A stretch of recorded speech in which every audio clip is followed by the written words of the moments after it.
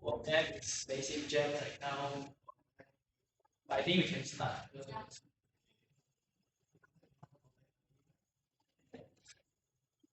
What I think today I can finish.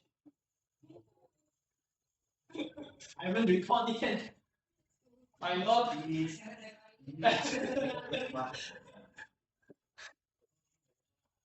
Huh? This course, yes.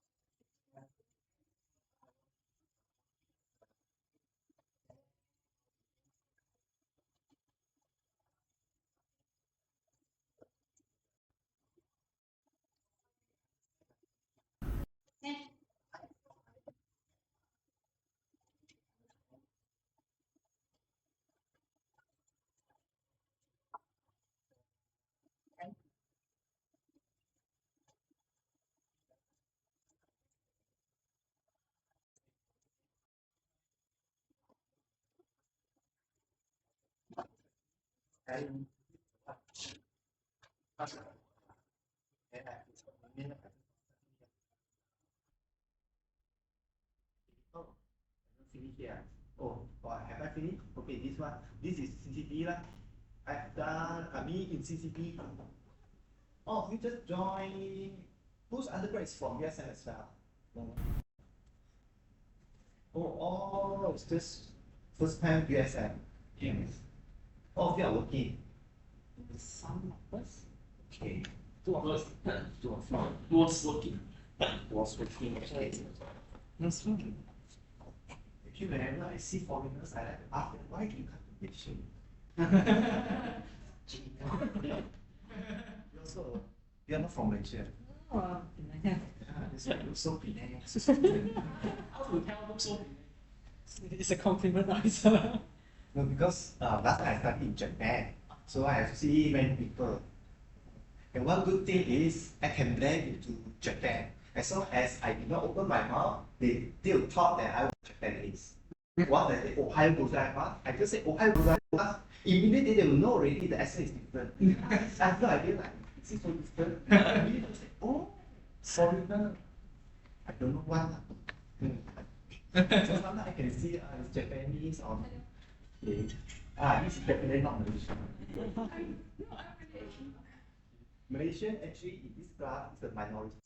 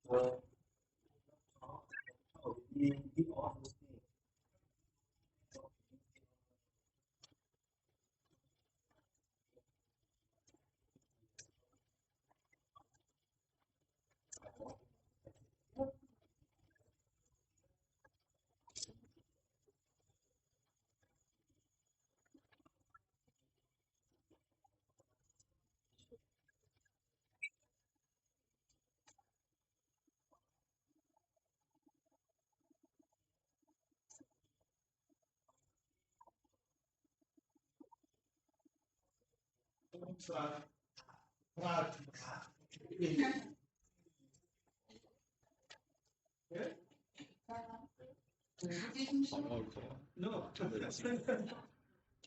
I'm already worked out. Yeah, it was a super online. Yeah. Yeah.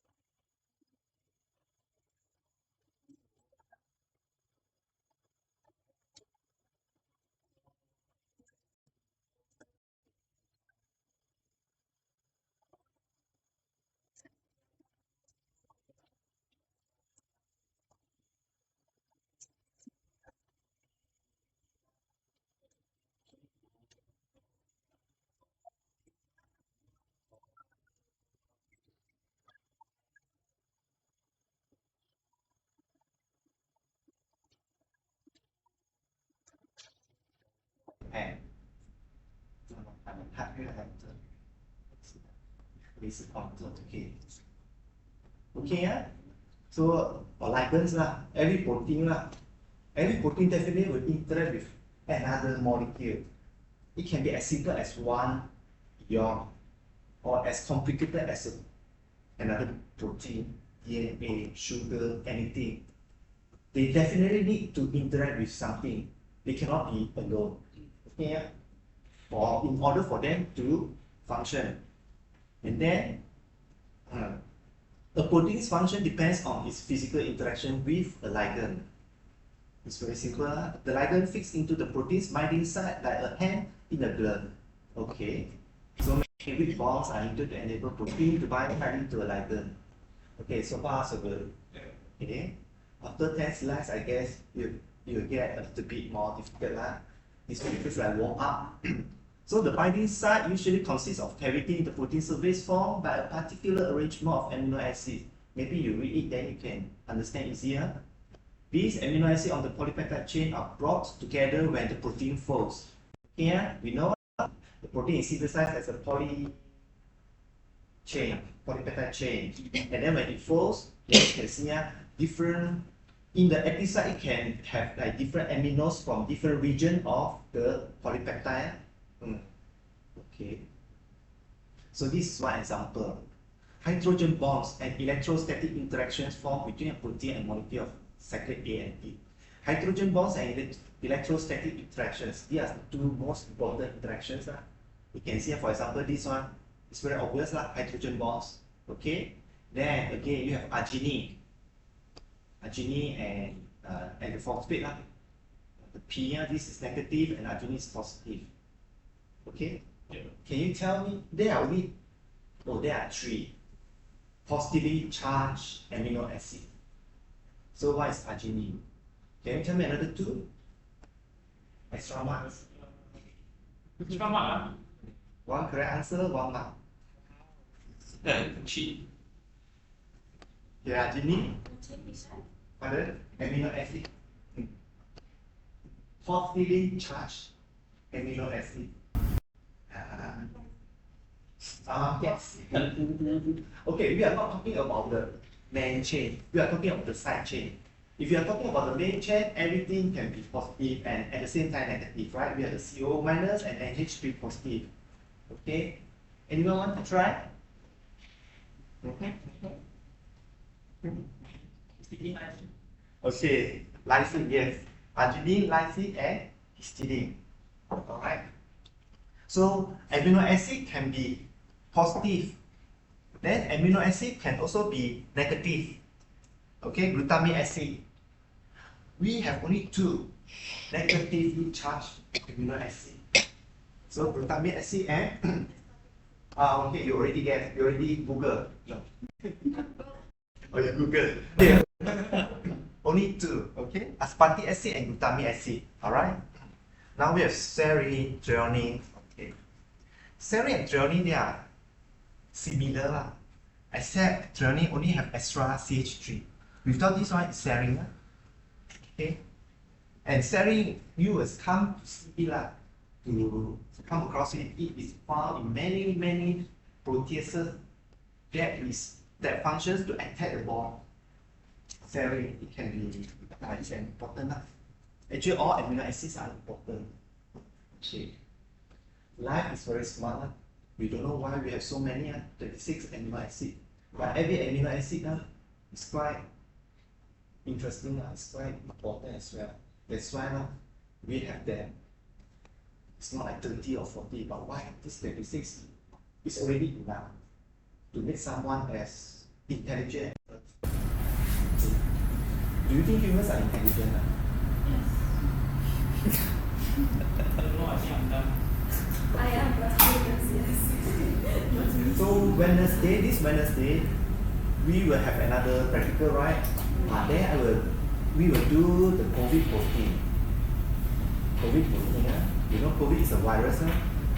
Only how many proteins inside COVID? Less than 30. And how many proteins inside human? Thousands. We have thousands of proteins inside us. We still cannot fight, cannot beat 20, 30 proteins. Just 13 proteins enough to turn the whole world upside down. Last time, like a few years ago, we are even more hysterical. Everyone wearing masks, cannot. Now everyone is already not so hysterical. It's already like. So actually, even COVID, just a virus, small virus, is also very intelligent. Can beat us, the so-called most intelligent living things on this earth. Alright. Okay, clustering of neighboring polar amino acid side chains can alter their reactivity Okay, this is one example of a protease. So when amino acid side chain interact with one another through hydrogen bonds, and reactive groups can become reactive to make or break selected covalent bonds. Can you understand this sentence? Cannot. Sleepy, hungry.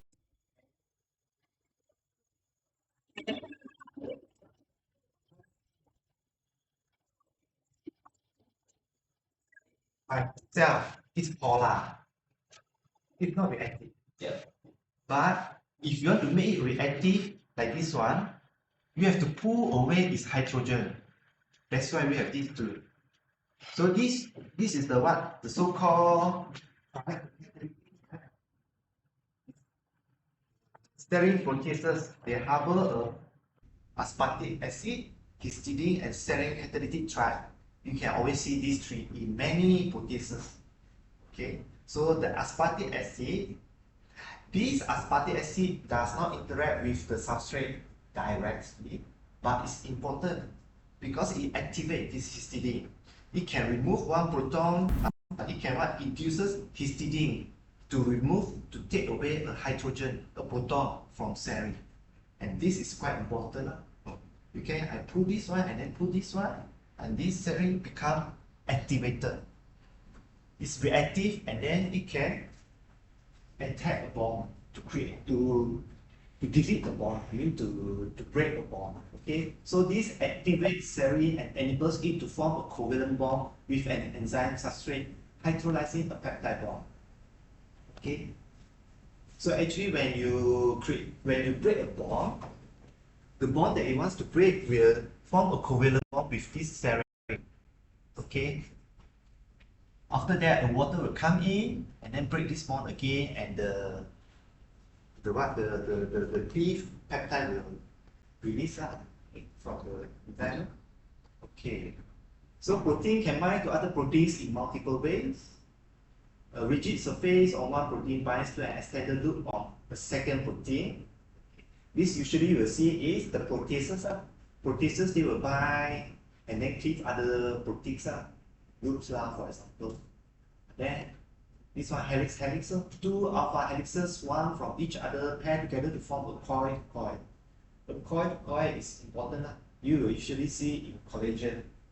Okay, so anyone taking collagens effective or either, I don't know. You have to ask those using the cosmetic with collagen. Then you need to digest everything. Then you I also think that eating collagen, supposedly you will digest it, you become amino acid. yeah. But you know the companies get SK2, anyone from Japan know? Okay. SK2 company, they will say is, I don't know. Alright. Then you have the surface, two complementary rigid surfaces that link two proteins together. Okay. So the surface interactions can be very tight and extremely specific. And this one you can see a lot. And for the G6PD that we are going to study today, is this the surface interaction? Okay, so molecules in the cell collide with each other very frequently. So when many non-covalent bonds form between two colliding molecules, the association can persist for a very long time. Okay, so you can see like these two are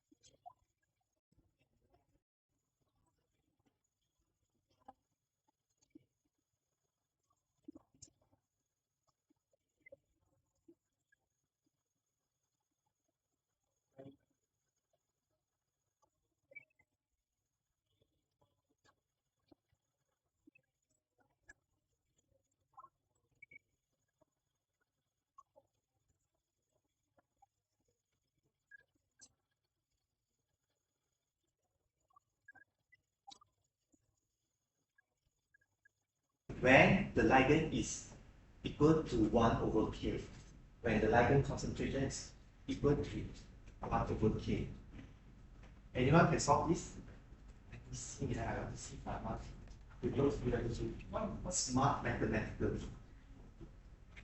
Anyone who's good at math? See what I want to calculate. Can you prove?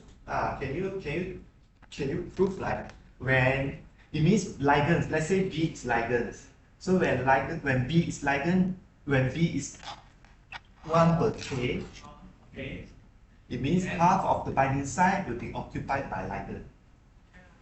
Can you solve that? Then you show me. Okay, it's very simple. I just want to wake you up. If you cannot, then I will ask you. Okay. 到这么大，你就要去学这个。It's very simple. Because sometimes if I keep talking and you people do not move some of your brain cells, then you will just drifting into coma type of situation. Something. 翻译过来我也不会。什么玩意儿？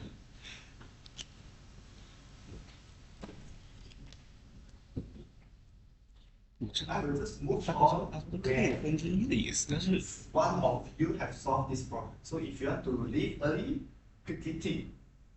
Okay, 平衡常数不是一个数吗？为什么平衡会这样？ After myself.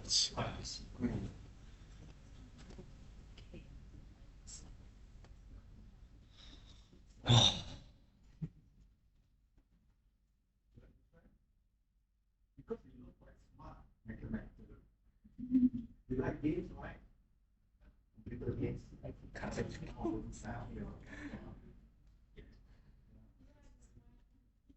You're the smart one. Of course, that's why I'm teaching you.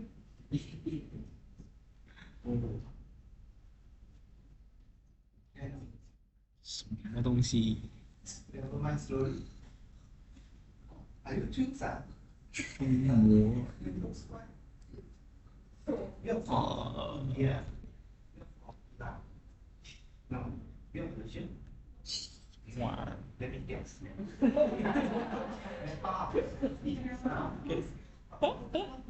Your mom looks so similar. Many people say 他 that. 是想求一个什么？ Why the first 我 one? 不知道，我真的不知道。 What did you do? 我是在那个。 Oh. This one is shake hand. 好。不会。 Anyone hungry can eat lah. Because I guess like hungry。 Do you have food? yeah, right? So yeah, yes, he will take more than 10 minutes to solve.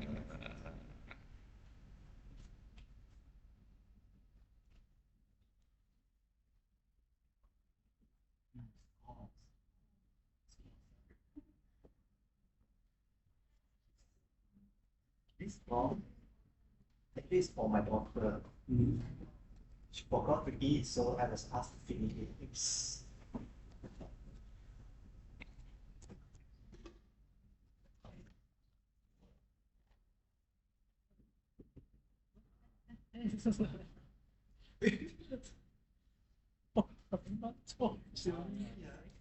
Because when I look at two of you, you saw some very similar faces. What's this？ Is that so difficult? I don't know, I think So you done it? AB equals to A with 3%. 就是 You want to try? No, it's No. You're working as 是现在是看的问题。 you're working as your job is you're working online. I guess concentration is equal 然后 to 看看上面，解离 AB，解离 AB，解离率。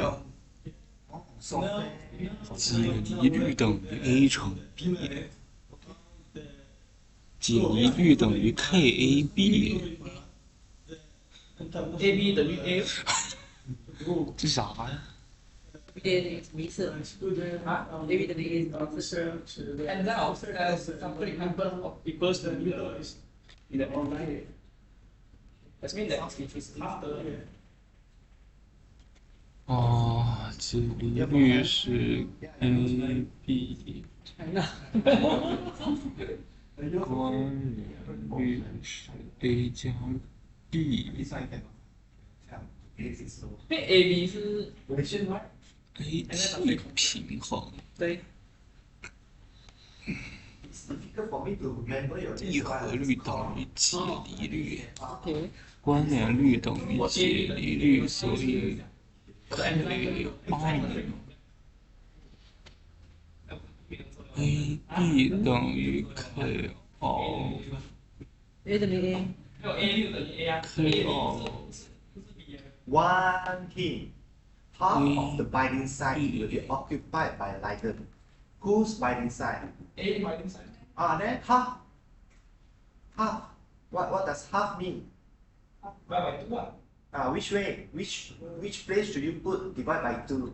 Half. Half means what? One hint. See? 是结合的浓度。哦， You see, this is a very simple question actually, if you understand. Now you know half, you know A, half of A is occupied by P, where means concentration is 1 over K. Half of A, maybe your country cannot think well, then I will ask, anyone has taken dinner? You half of A. You cannot think when you are hungry, but when you are full, you also cannot think. Right? half of that is No one from USM study in US. You study in China, and then you came here for a master. I have a student, I have a Chinese student studying here, doing FYP, final year project. He told me that China very difficult to enter the university for undergrads. You know what? Say the entrance examination is very difficult. yeah. It's very competitive. Yeah. So it means you are smart. That's why he chose to come here. He got a base to what understand. 什么都上当不了。Let's see. 试穿. 这样说。 You want to try? I guess you are so confident. 是，其实这两个就是一个东西。 Half of the mindset. 三峡的真的 I've given you the see finally you cannot stand here already. I mean, it's okay. 现在但是我觉得就不用看那个， What they have been, K alpha K on K alpha， 这是什么东西呀？ There are more females here.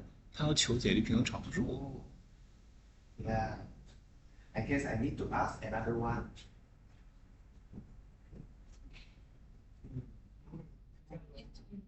Who's born after 2000? This 我觉得是这个吧。 Z 是什么东西？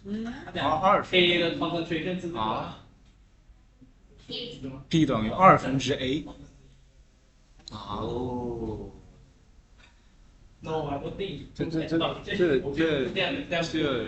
哎，不是它那个 A 和 B 分别就是它有一个东西不能除。 So when half means 等于 A， yes, yeah, half of A and half of A ma. So means this concentration is equal to this. Or we can put up half A lah. The concentration of half of A is here. So actually you just substitute. Yeah, you substitute here. Then you put A inside. Then P is equal to 1. P is equal. So B is equal to 1 for K.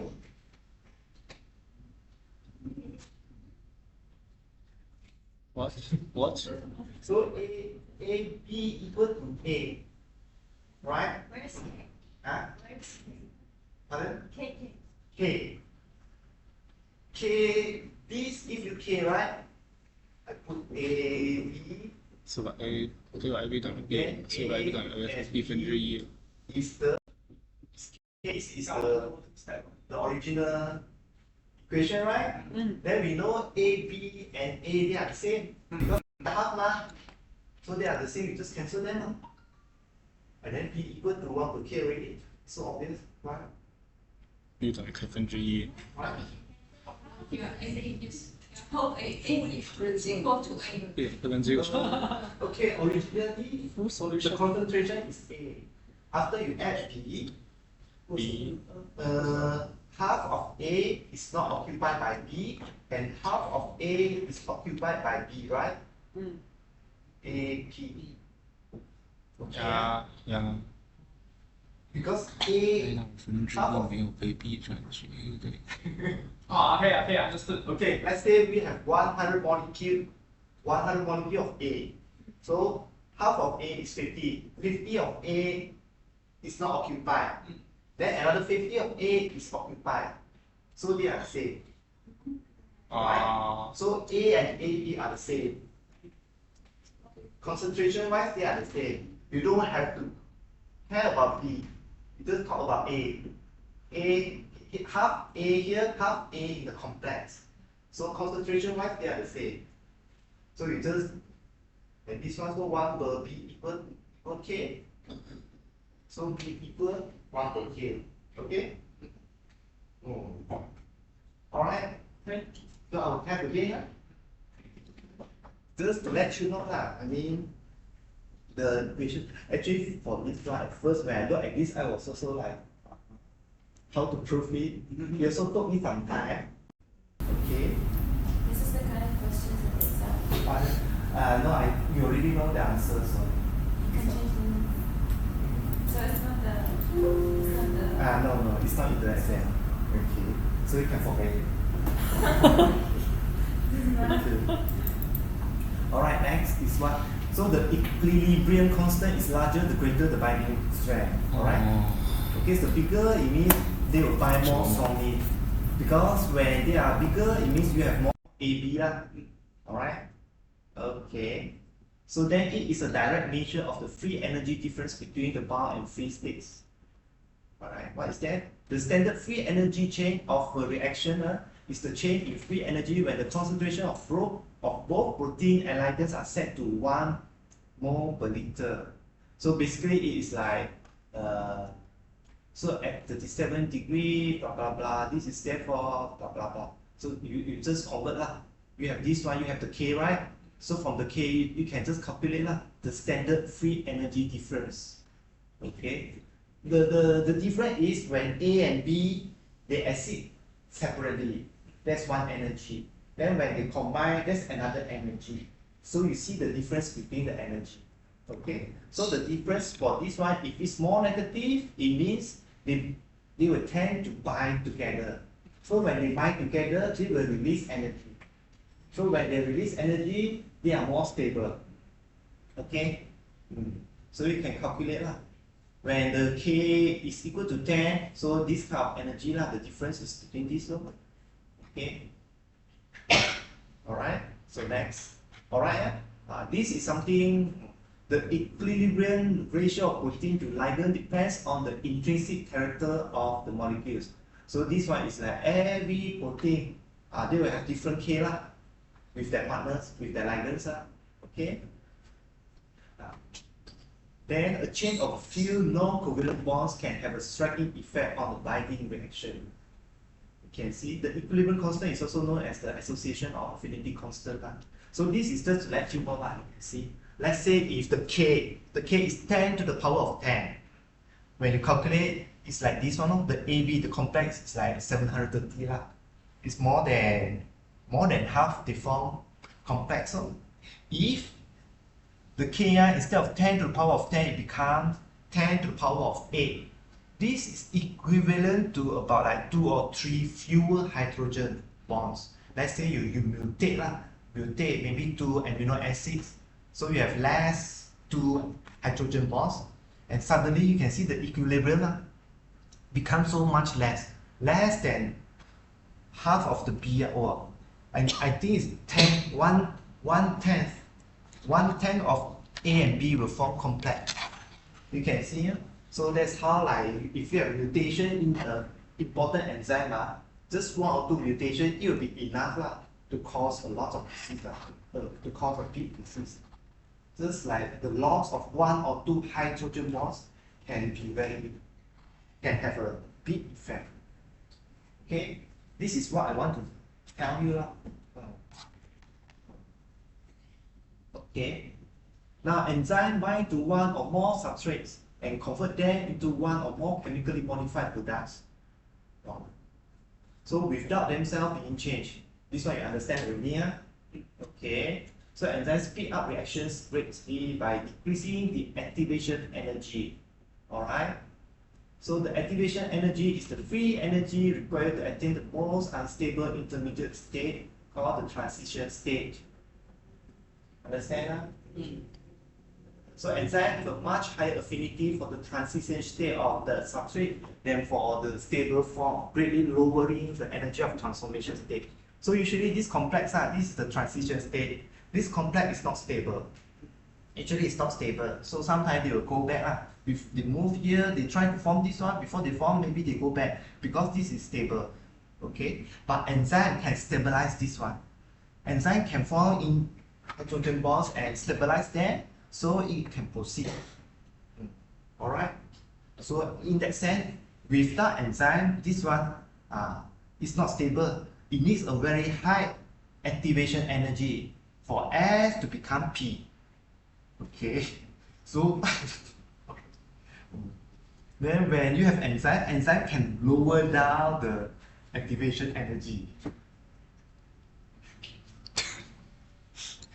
Why? That's all.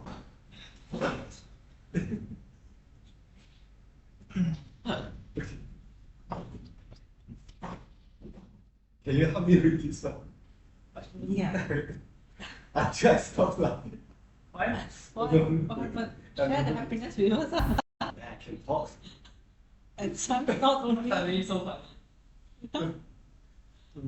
enzyme not only bind directly to the transition state, but also contain precisely positions atoms that alter the electron distribution in the atoms that participate directly in the making and breaking covalent bonds. Okay, so this one we'll see next slide, then you will understand. So that's how the enzyme can make the reaction move forward faster, okay? So you can see, I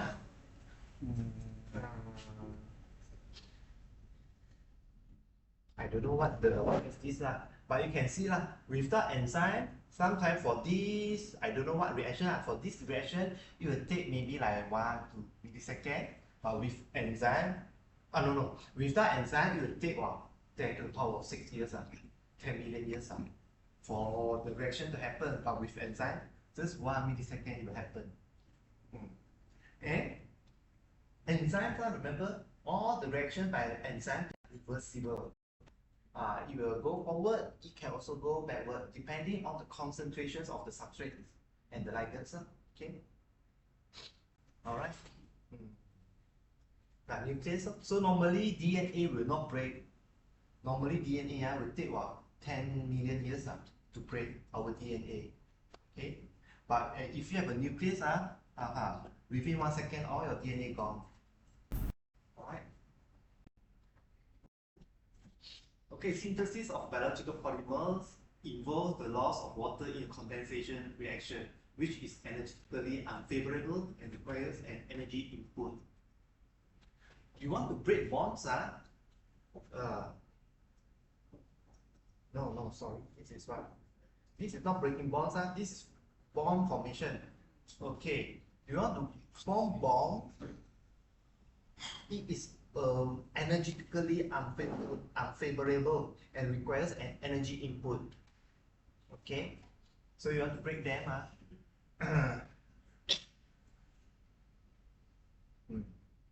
So you need energy from nucleoside triphosphate and hydrolysis, for example, this one.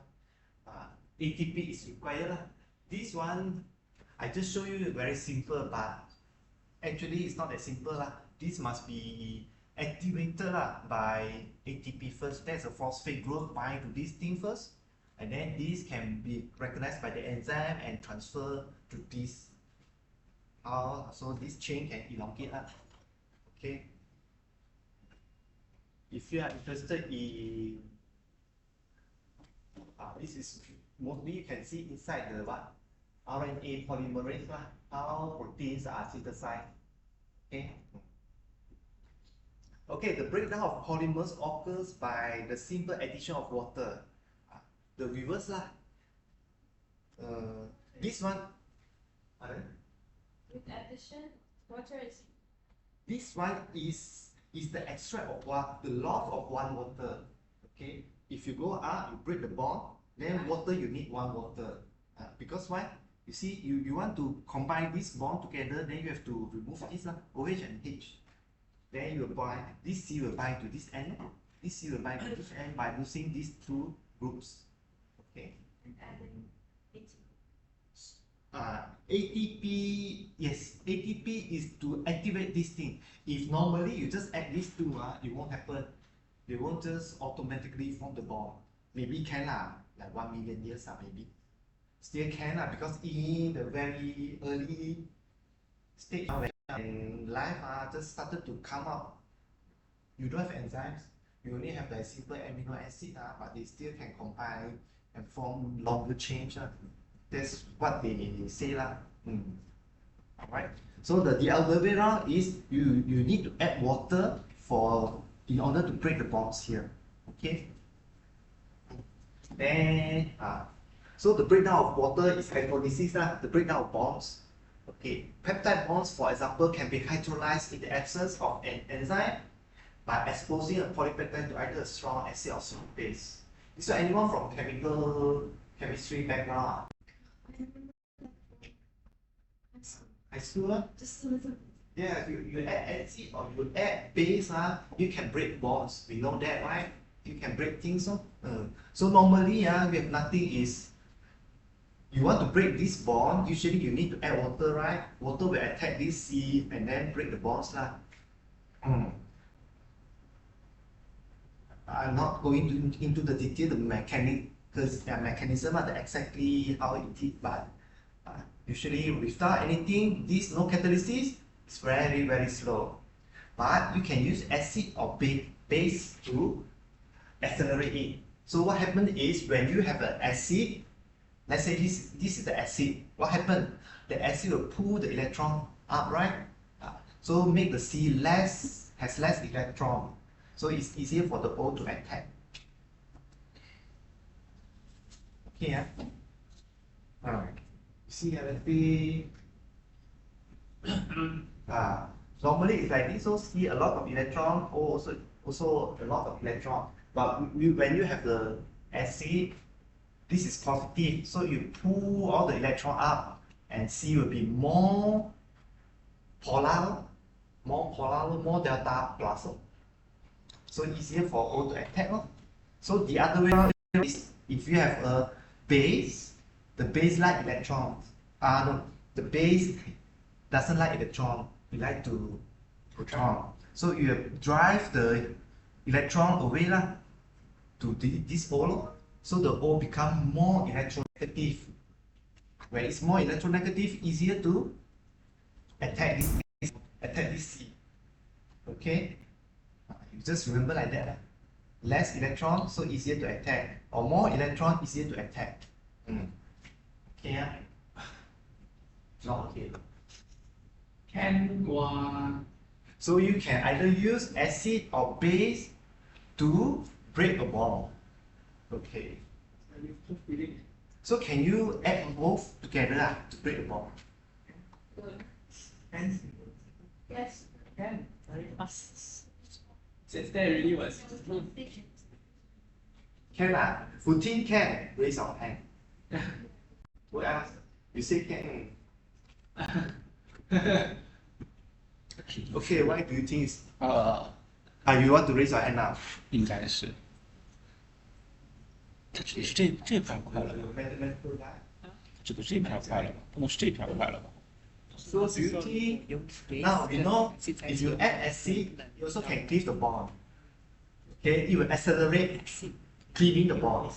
When you add base, you can also accelerate cleaving the bond. Okay, but what happens if you add both? So will it make faster like this one? Very fast? Do you think will it happen like this? No. Who say no? This India. 是不是 Pardon? 结论还是问题？ Pardon?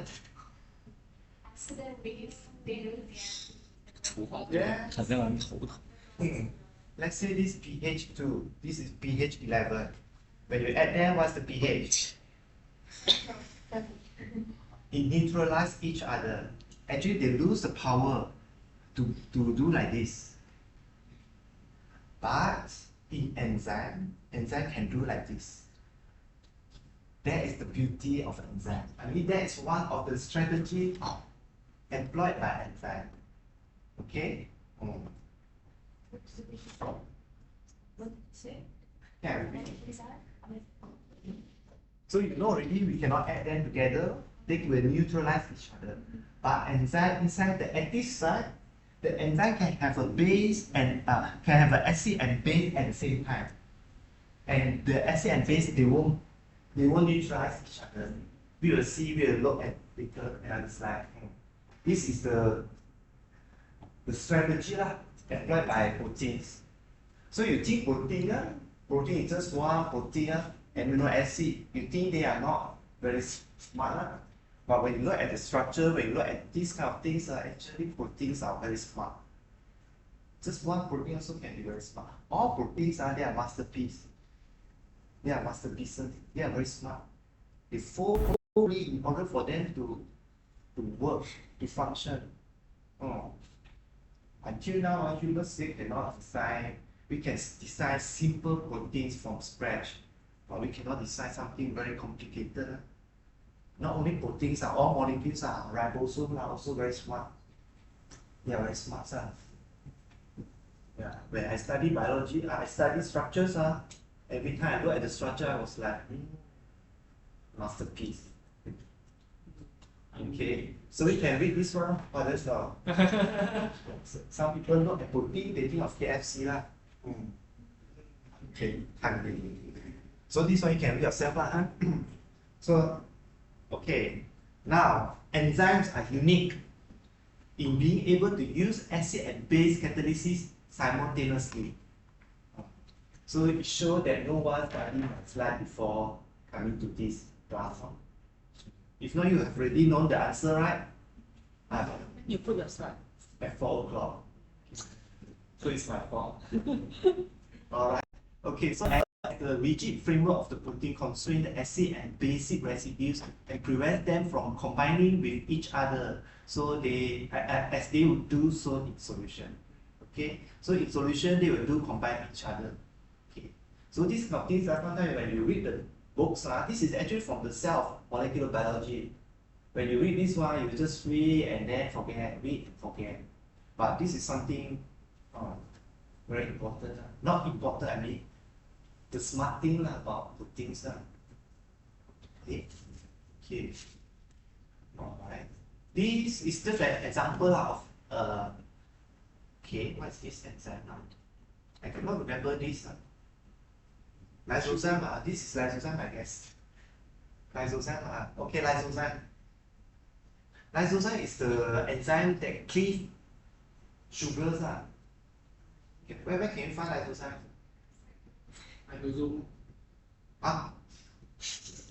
Okay. Again, like, what organs can you find? Lysozyme? in tears. Yes, tears. Yeah, your eyes, tears. And your Saliva. yes, like places where are exposed to a lot of bacteria. So the lysozyme and egg inside egg. You also have a lot of lysozyme because lysozyme can kill a lot of bacteria. It can cleave the the cell wall of bacteria. The cell wall of bacteria are made out of sugar, so it can clean. So it's very important, like I said. Then you can see, look. Then we have base, we have. Okay, which is acid? Which is base? Glutamic acid. Glutamic acid 35. Is it a base or is it a sugar? I don't know why I like to ask you. So is it a sugar or base? It's a sugar, no, it's not. This is a sugar. Yeah, this is This is a sugar. This is a base. Sure. Base. Yeah, It's space because it's always. so obvious, huh? You are from Iraq. Yeah. And Iraq. Okay, Miss Iraq. Two Iraq, right? Here? Yeah, that's right. Three, okay. Alright, three. Okay, Iraq is some of the majority here. So so you can see sugar is like this one. You know sugar, huh? Later we will look at sugar as well. What is time? Oh, I guess it's going to finish at 10 more. Yes. Now it's what? 7 o'clock. Yeah. But actually when you open the time, you look at it, I guess 30 minutes finish already. You just look at the structure, will take finish. Okay. More important thing is for you to understand, to learn something from my lecture. Okay. So you can see sugar is like this one. But once bind to the active side, one of the best thing of active side is it will bend this sugar. It bend this sugar in a way that it expose the seed. It expose this bond to be cleaved. So it will be easier to cleave this bond.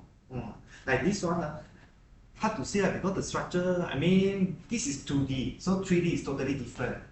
In 2D, this is some sort like, if you have something coming in to break this bond, you can see here, the group here will sort of like, obstructing other things, obstructing the amino acid or any acid to bind, to cleave this one. But when you open it like this, it's easier to attack. So glutamic acid, even though glutamic acid, you call it an acid, it still functions as a base. Okay? And this is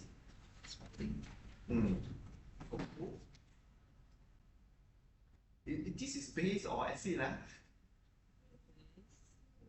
I think it's acid. Okay, we go back to our previous slide. Because it donate Yes, positive is so but this one no positive, right? yeah. This is negative, right? Let me read this one. It's considered to serve as an acid. Okay, glutamic 35 is acid. Just now we say acid, yeah. Actually, acid is not because it's positive or negative. Acid because it Donate H. yes, it can donate. It's a H donor. It can donate H. Base is it can accept proton. Alright, so this is the way That's why you can see like this. And then this is the intermediate. Intermediate you can see halfway.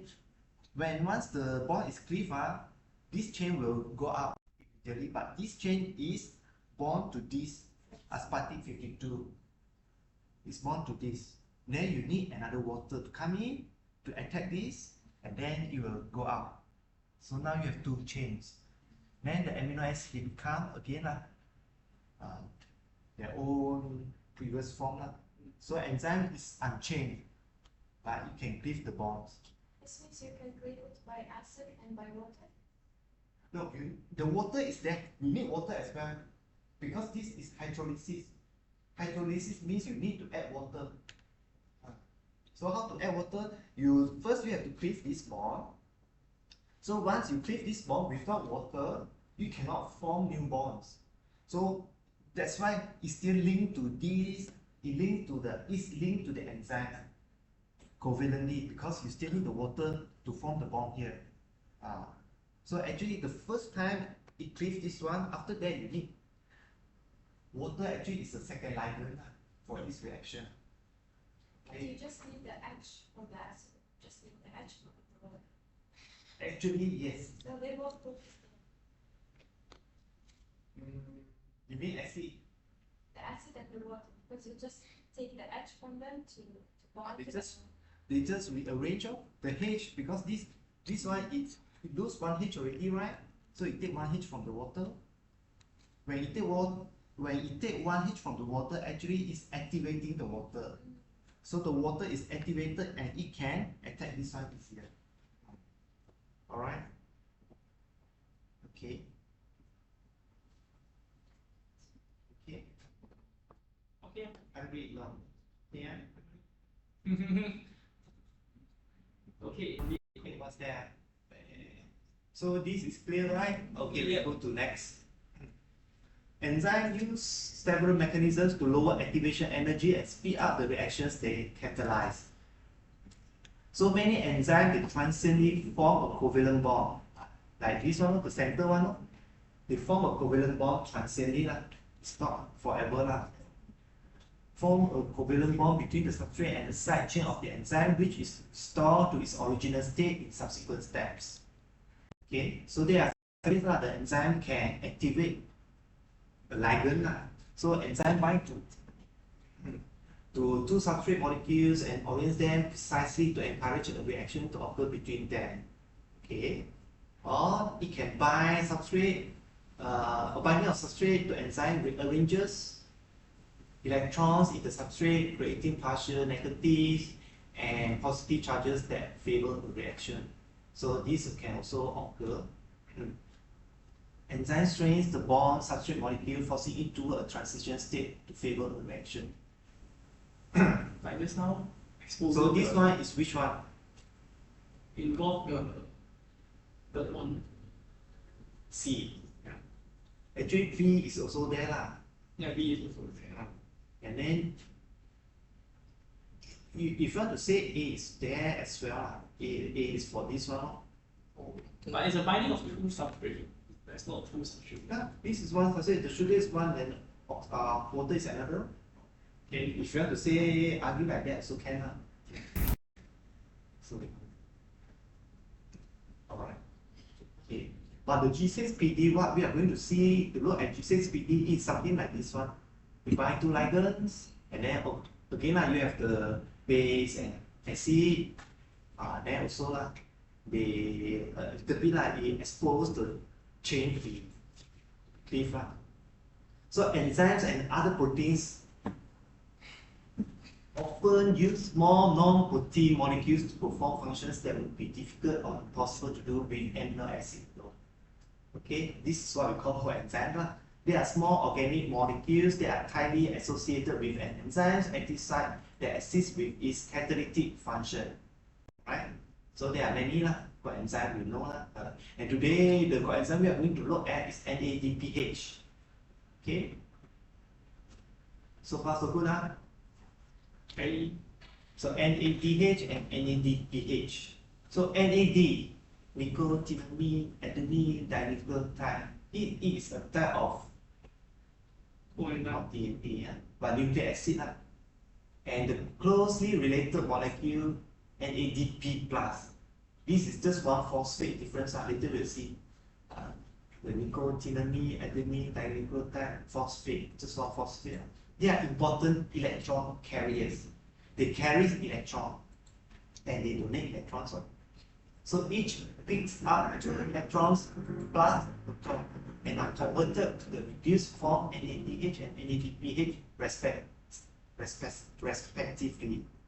Okay, a little bit confusing here.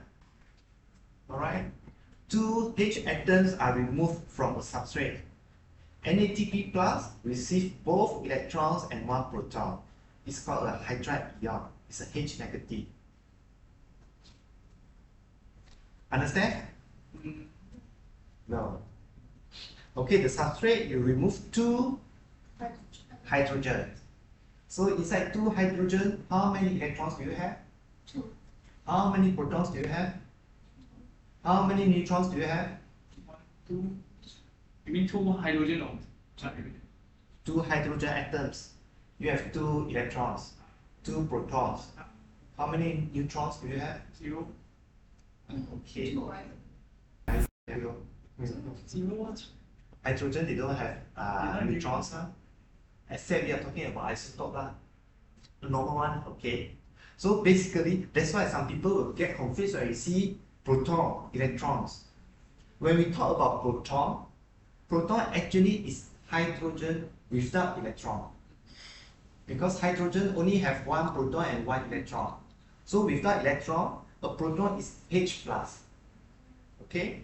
And electron again, actually is hydrogen without protons. But actually it's free electron, it's different. So when you add these two, when you take these two, you have two protons and two electrons. NADH will take two protons, but two electrons, but one proton. Another proton is released. Okay? Now you understand? Because originally it's plus. So when you take two protons, when you take one proton, it becomes neutral. And then you have one electron, one hydrogen. Right? So it's H. Okay, yeah? Understand now? So and the second, so NADP plus will receive both electrons, two electrons and one proton. Okay? This is a hydride ion. Alright? And then the second proton is released into solution. Understand? Two protons, two electrons. And then one proton is released. So you take two protons and one electron. Two electrons and one proton, because I'm rich. Okay. Are you have to have a break? Just go for it. You can eat. Okay, anyone needs to... Okay, so we take how long? About 5 minutes? 10 minutes? 10 minutes. 10, okay. Alright, 10 minutes, you can have your bread or anything if you have to eat. So usually you have a break, right? Yeah. Yeah, sure. No problem. So anyone of you have any questions can ask me. Yes. What do you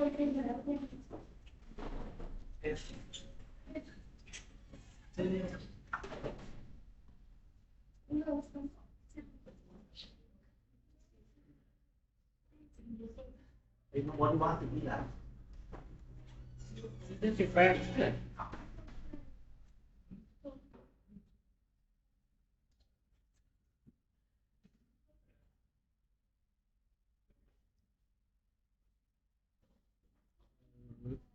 Yeah.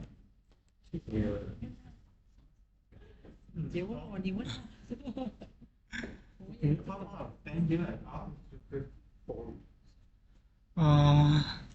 So everyone can learn together.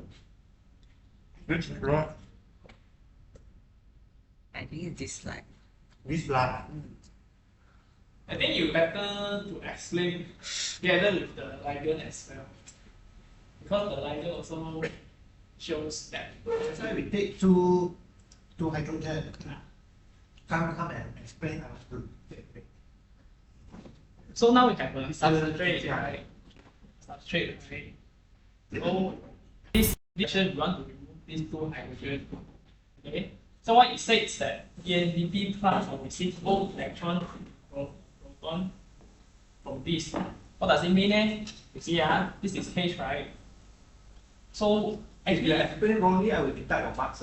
oh, okay. Then I go back.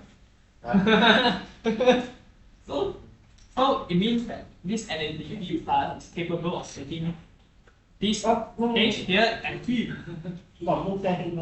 capable of taking this H here and this H here, this O and this one. Again. NADP plus is capable of taking the H from this molecule. So you see this H is actually attached to C, this H is attached to O. So what will happen is that when you take this, remove this H, right, eventually it's actually breaking the bond. So this H eventually went to this become NAD because they're taking this as the electron. Understand? Whereas this H will become H plus because they are breaking it from O. So what it says that NADP plus receive both electrons and one hydride. That's what it says. 它这个就对了以华语啊， What's the question? 说你的问题是什么我的问题是那个氢加是什么鬼？啊？中间那个氢加我是是氢加。哈什么 NADP 氢 NADPH 下面那个 H 加，放一个在 H 加就是这个 H 加，为啥要在那儿放？结合一个啊，因为你从那个放的是你这个 H 扔掉了，你 H 从这个 O 扔掉啊，不是他的意思是为什么扔掉一个在底下？他因为他两个氢他结合了一个，他另外一个就不要了，他结合这个就不能结合啊，然后这个就只能丢掉了那为什么前面为什么那边就要两个氢？啊？为什么要 remove 为什么要给他两个氢？算了，为什么要 remove 两个氢？对 What's the question?，Why this reaction want to remove two hydrogen? hydrogen. Because this reaction is too slow. You want to remove 为了 naturally. 为了配平 You need to make a double bond now. You need to remove this. 啊 If not, you cannot make ，two double bond. equal two equal You say 1, 2, 1, 2, and then one electron going in. That's why it's positive. You one supposedly one this supposedly no charge, right? But the electron goes into this one, so it becomes proton. It can be a little bit confusing at first. Two electrons and one proton. Actually, two electrons and two protons. But one proton is released. We have two electrons, two protons. Yeah, one electron is released. So one proton, it takes one proton, but it takes two electrons. The H have a proton and an electron, but this thing also take another electron, so it becomes neutral, no more charge. Yeah. This one, it loses one electron, so it becomes H plus. A little bit confusing lah, first part. 你可以这样理解，这个 H 本来就变成 NADPH H 了，可是这个 H 是不能不能存在的。啊！你在说啥？啊？你想说明什么？ Plus proton, if I put proton, it will be more easy. It will be easier to understand lah. 不是我 Plus 我知道他的意思 proton. 啊。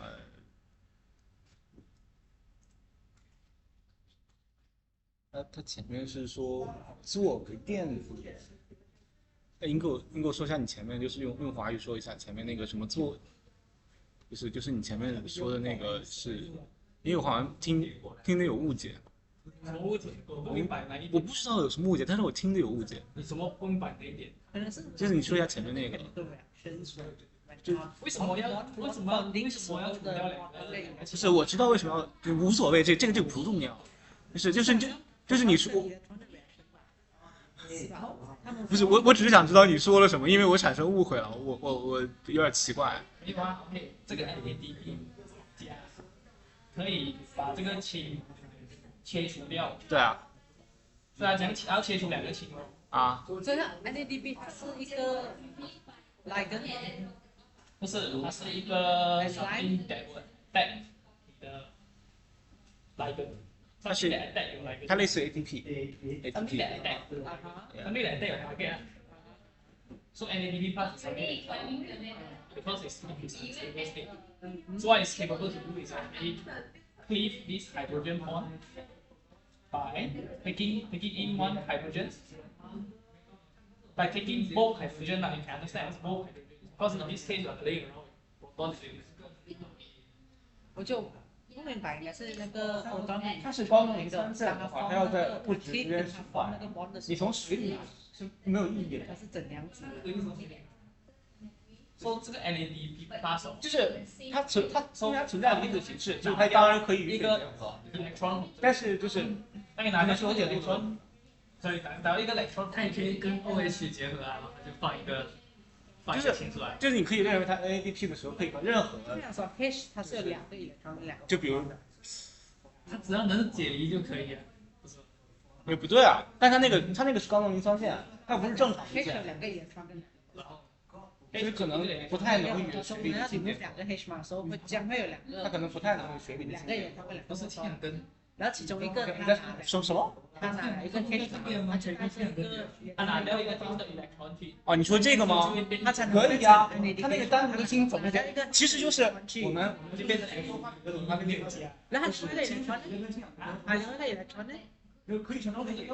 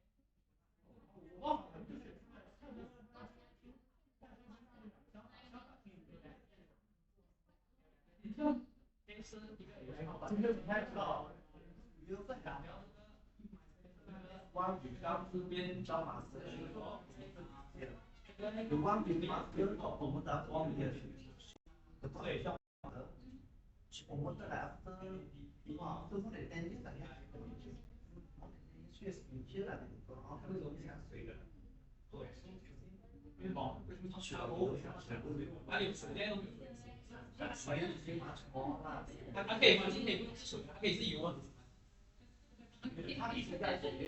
它没有讲在里面啊。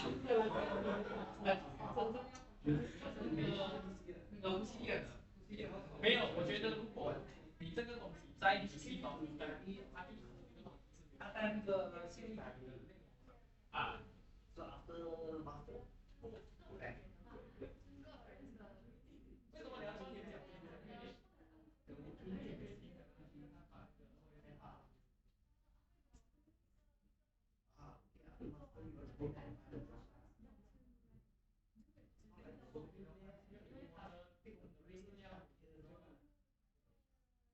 有问题是中国还要两个配套。是的，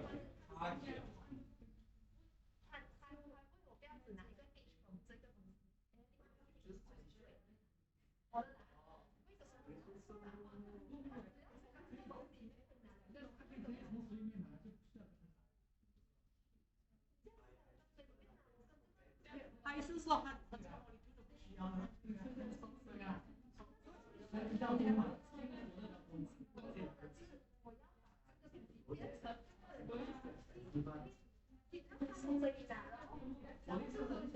环境里面水汤水里面拿更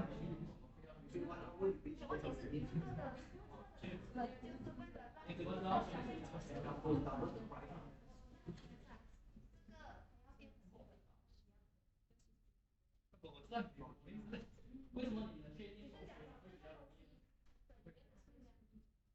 一块什么？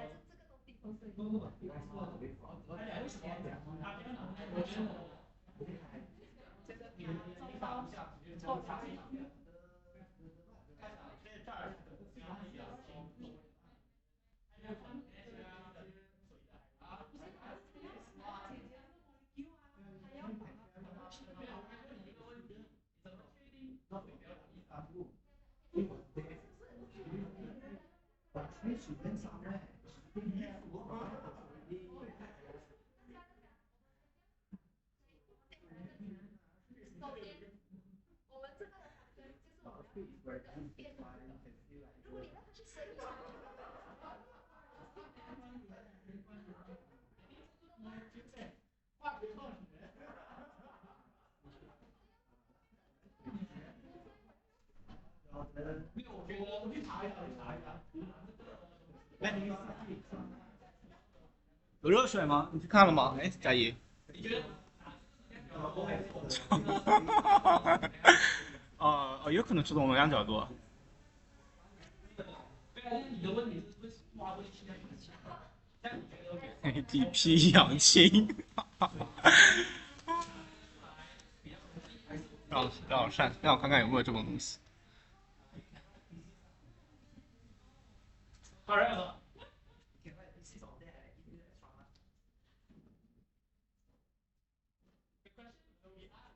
In our environment, there's many water.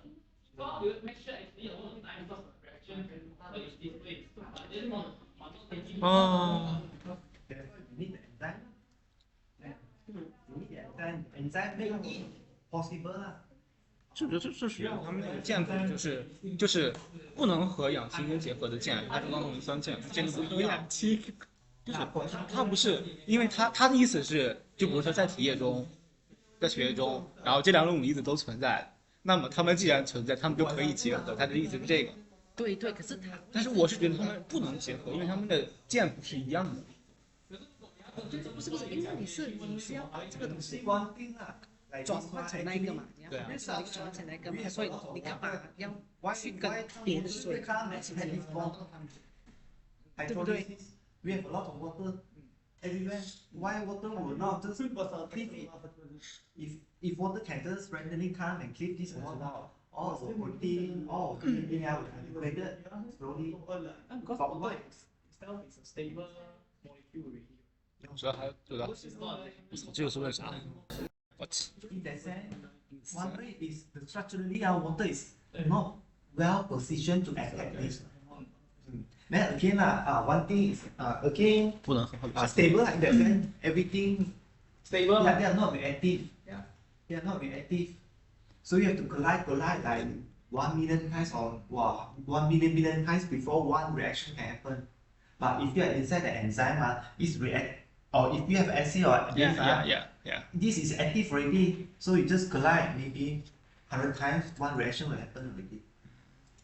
So that's why we need enzyme to activate 活化能 the 的需要 bonds to activate either the 不 bonds 是 or 是 activate 能 the 型的 water. 是， So when you want to activate the 有的 water, 酶需要重量 there is a binding 没 site 有 for 酶 the 需要重 water 量， inside 对 the 就这个的区别。啊它水需要这么多，它们只需要这么一点，所以就差很多，而它 to look at the 有，然后我都不知道。 then you can see it. For this one, actually there is no binding. There are binding site for water. I have to look at the structure. Sometimes they don't have the binding site specifically for water. The water just flow around. Just randomly can attack, but sometimes you can see some enzyme. You can see exactly that's the water binds there. You have to look at the structure lah.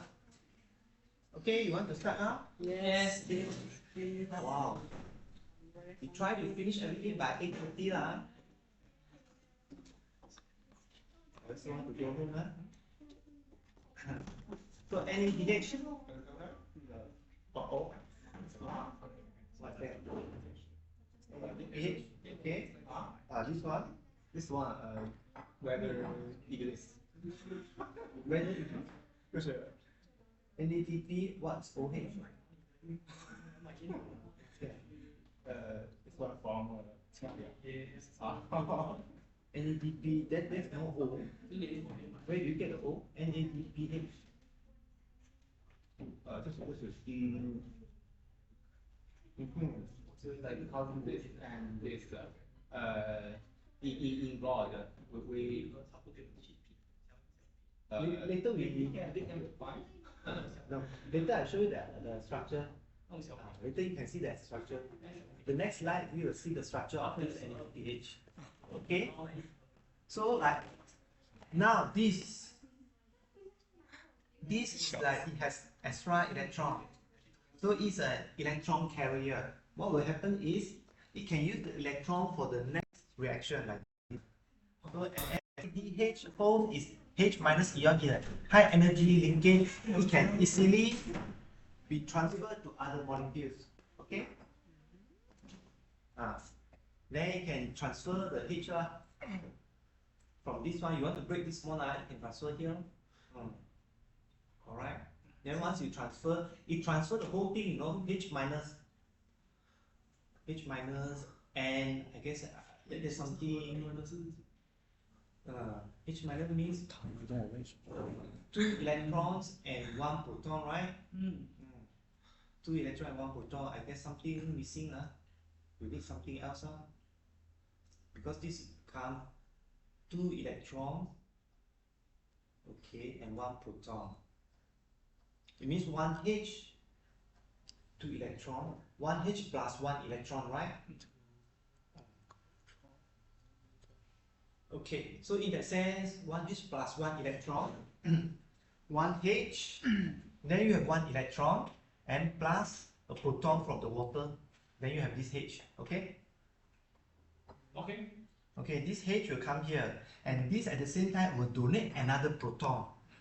You will donate H plus one proton. Donate H become this one. Donate another proton become plus. Okay, so this will have one H plus one proton. One H plus one electron. Okay, then you take water, the H plus from water come here, then you break lah. You break this bond, so you have two H. I thought it's that the It is yellow, exactly the reverse lah. I thought it's that yellow H, right? Because it, The yellow H is from the NADP. ah, Then the water have a lot of proton. ah, So the water proton will come here lah. I thought this yellow H would take one electron from the NADP and then it will form 他们多出个电子。 The H come out, the H by itself will be H minus one and electron. Yes lah. two I mean, electron and well actually the reaction is not only one step lah.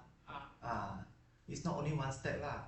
The electron will come because one need come here, another one need to go here. So it's not like overall it is a H minus, but it is two steps, one and two. Okay, later we look at the structure, you will see lah. It is two steps lah. Okay, this is the structure of NADP plus and NADPH. So NADPH readily gives out the H minus in a subsequent reaction. So the nicotinamide ring achieve a more stable arrangement of electrons without H plus, without H minus. So this is the structure. When you have the H plus, the H will combine here, and then the charge will disappear. So the charge will disappear. Okay, but this ring can easily give up the H minus to become this. This is more stable for the structure. You become negative, positive. Alright. So the extra phosphate now. Just now we talked about NADP and NAD. The difference is only this P. Okay. So the extra phosphate group gives NADPH a slightly different shape, making it possible for NADPH and NADH to bind to completely different sets of enzymes. They just like have different functions. They have the same reactions, but they are used in different pathways. So you can regulate it differently. Alright? So the division of label, it can regulate two sets of electron transfer reactions separately, independently.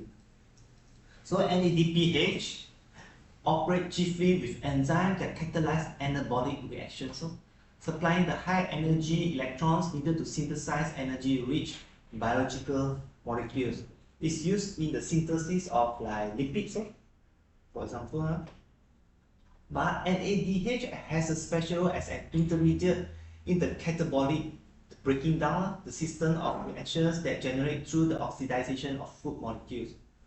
So they are involved in different ways.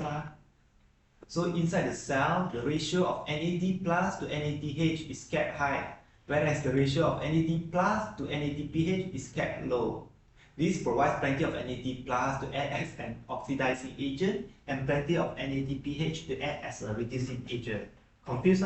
Never mind, you just remember, no need to remember, actually this one is not coming out in the exam. So you just know NADPH, we have a lot of NAD minus, a lot inside the cell. So this will be used for reducing agent. It's a reducing agent for anabolism. This is oxidizing agent for catabolism. This is the way the cell just divide the use of these two. So keeping NADPH levels high and NADP levels low, they can alter the affinities for electrons. This causes NADPH to be a much stronger electron donor than NADH, NAD plus, therefore to be a much better electron acceptor than NADP plus. It's just okay.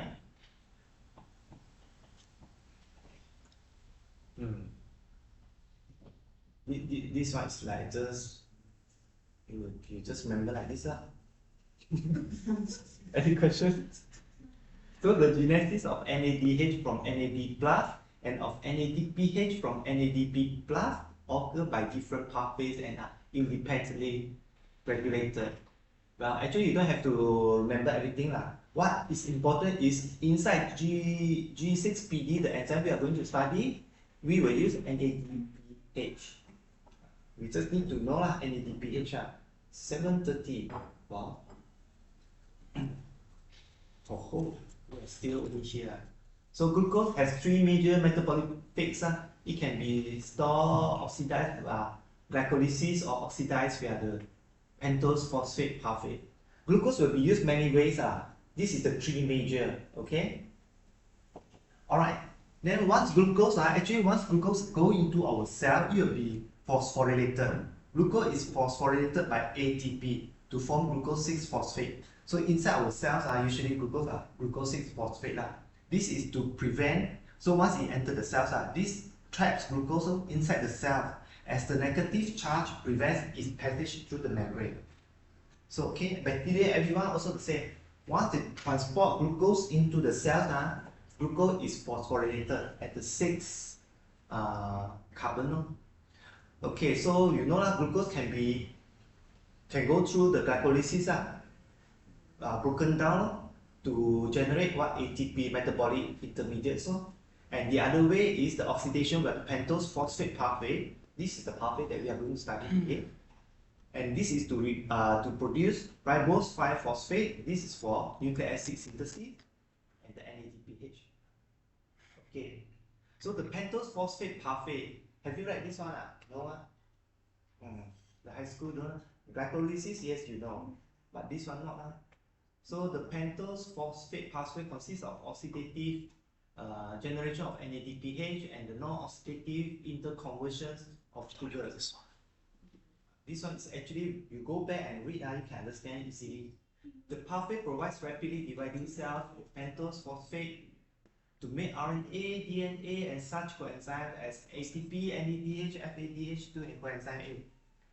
So for pentose phosphate pathway, I go a little bit faster because everyone wants to go back with me. Okay, for this one we have the oxidative phase and the non-oxidative phase. So glucose 6-phosphate, it will go blah blah blah blah to become phosphogluconate and then become ribose 5-phosphate. So during these steps, the NADPH, 2 NADPH will be generated, 1 and 2. Okay, NADPH actually is very important. This pentose phosphate pathway is important. First, it can generate nucleotides, coenzyme, DNA, and RNA. This is important for cells to multiply. For example, cancer cells. Cancer cells, they like this one. They need a lot of this to multiply. At the same time, the pentose phosphate pathway can generate NADPH, and NADPH is important as a reducing agent. So for this and this we will see again. The NADPH will be used as well for the biosynthesis of fatty acid, steroids, etc. Okay. All right. Yep. Then, in other tissues, the electron donor NADPH is needed for reductive biosynthesis or to counter the damaging effects of oxygen radicals. Yeah. This is for the what radicals? Oxygen radicals. Okay. Then what happened is so in cells that need NADPH more than ribose 5-phosphate, the non-oxidative phase recycles 6 molecules of the pentose into 5 molecules of glucose 6-phosphate, allowing continued production of NADPH with ultimate conversion of glucose 6-phosphate to CO2. Okay, understand? Yep. So okay, the pentose phosphate pathway, 2 main functions. One is to produce nucleotides and enzyme. Another is to produce NADPH. Okay, for cells that need this one, it will go until the end, until ribose 5-phosphate. And this one can be used for DNA, RNA. So for cells, they are not multiplying a lot. They don't need this. They need this more. What happens is, when they come here, they go through the non-oxidative phase. they will go back into this one and will produce NADPH again. They will keep the cycle. So the glucose 6-phosphate in the end will be turned into CO2 as well as NADPH. Okay?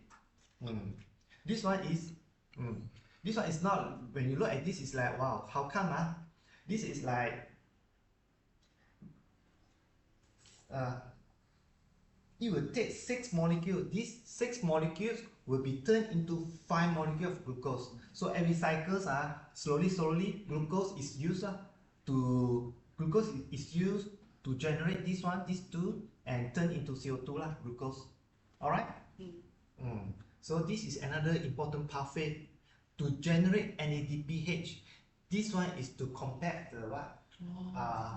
The radicals of oxygen in our bodies, and this pathway is very important. NADPH is very important.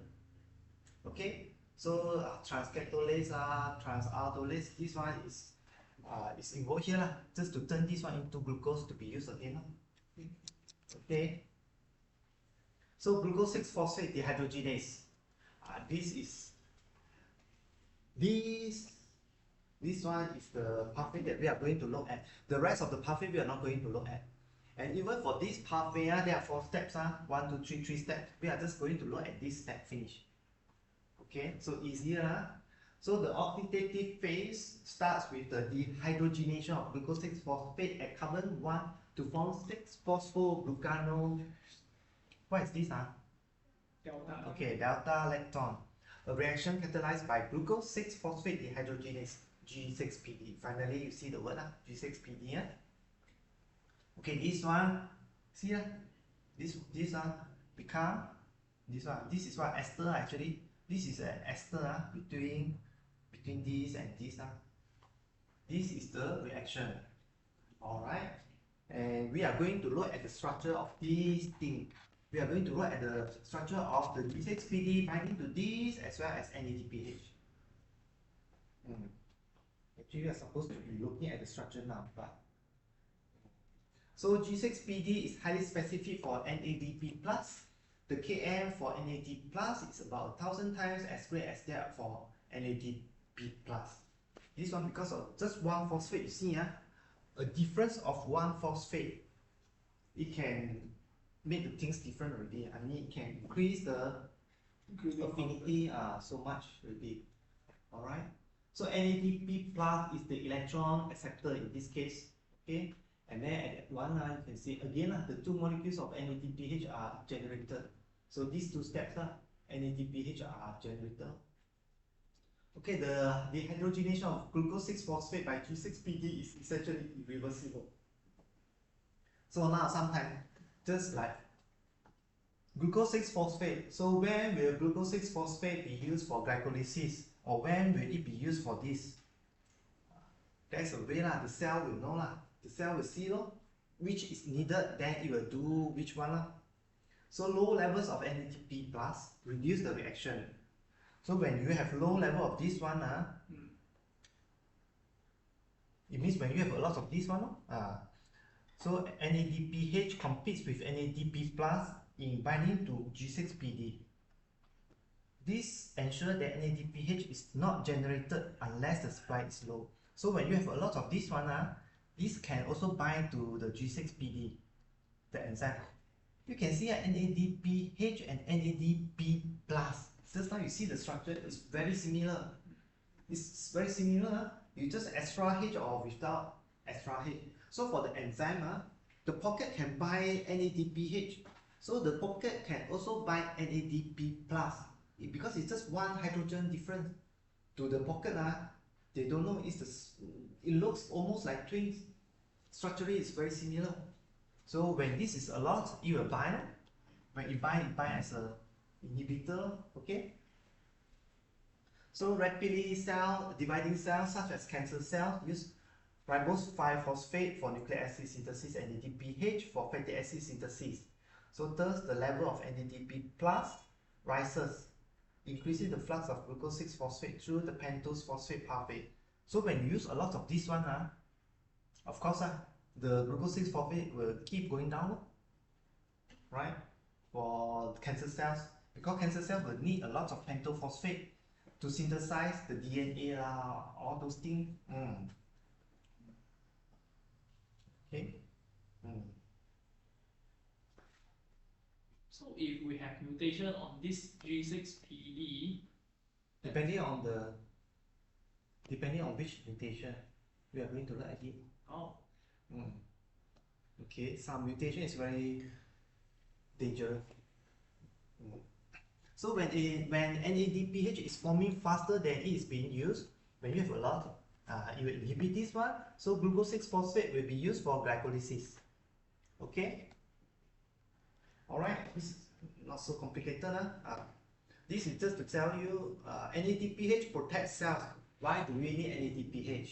It protects cells from oxidative damage by hydrogen peroxide, H2O2, and superoxide free radicals.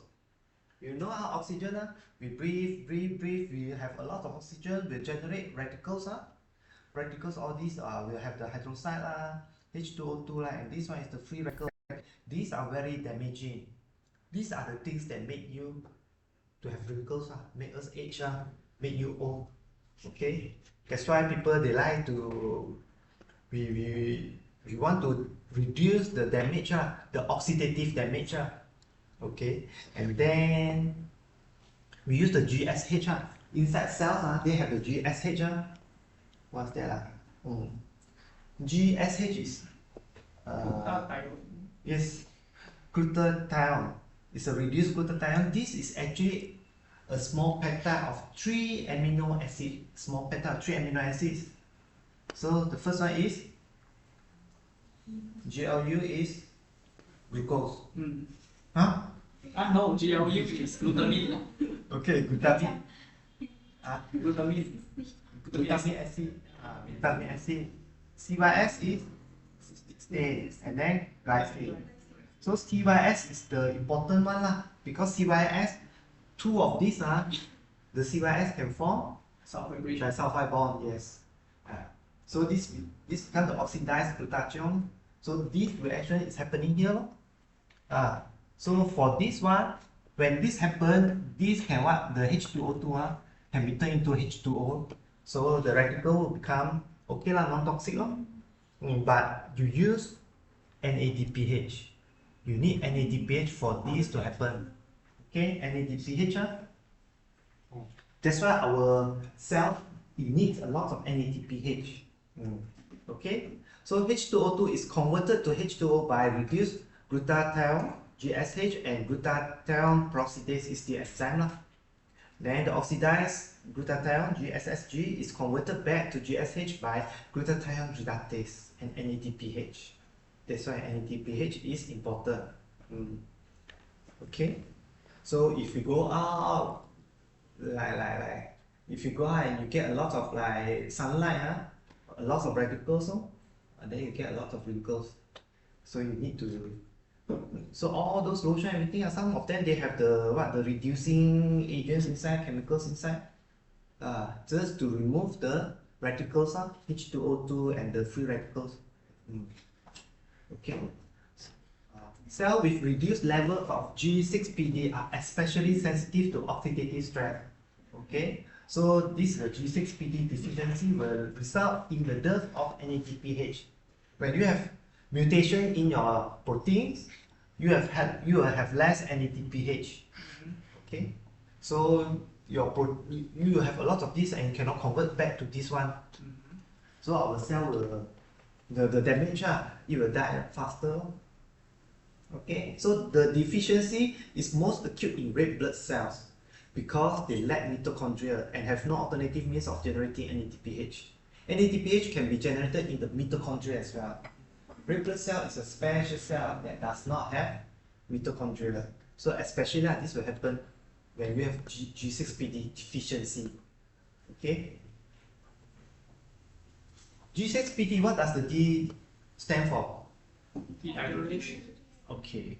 Luckily, someone say D is standing for deficiency. It should be G6PDD lah. Okay. Then there are chemicals. The ricin of fava beans. This is a type of beans. And the anti-malaria drugs, paraquin, they are oxidative agents.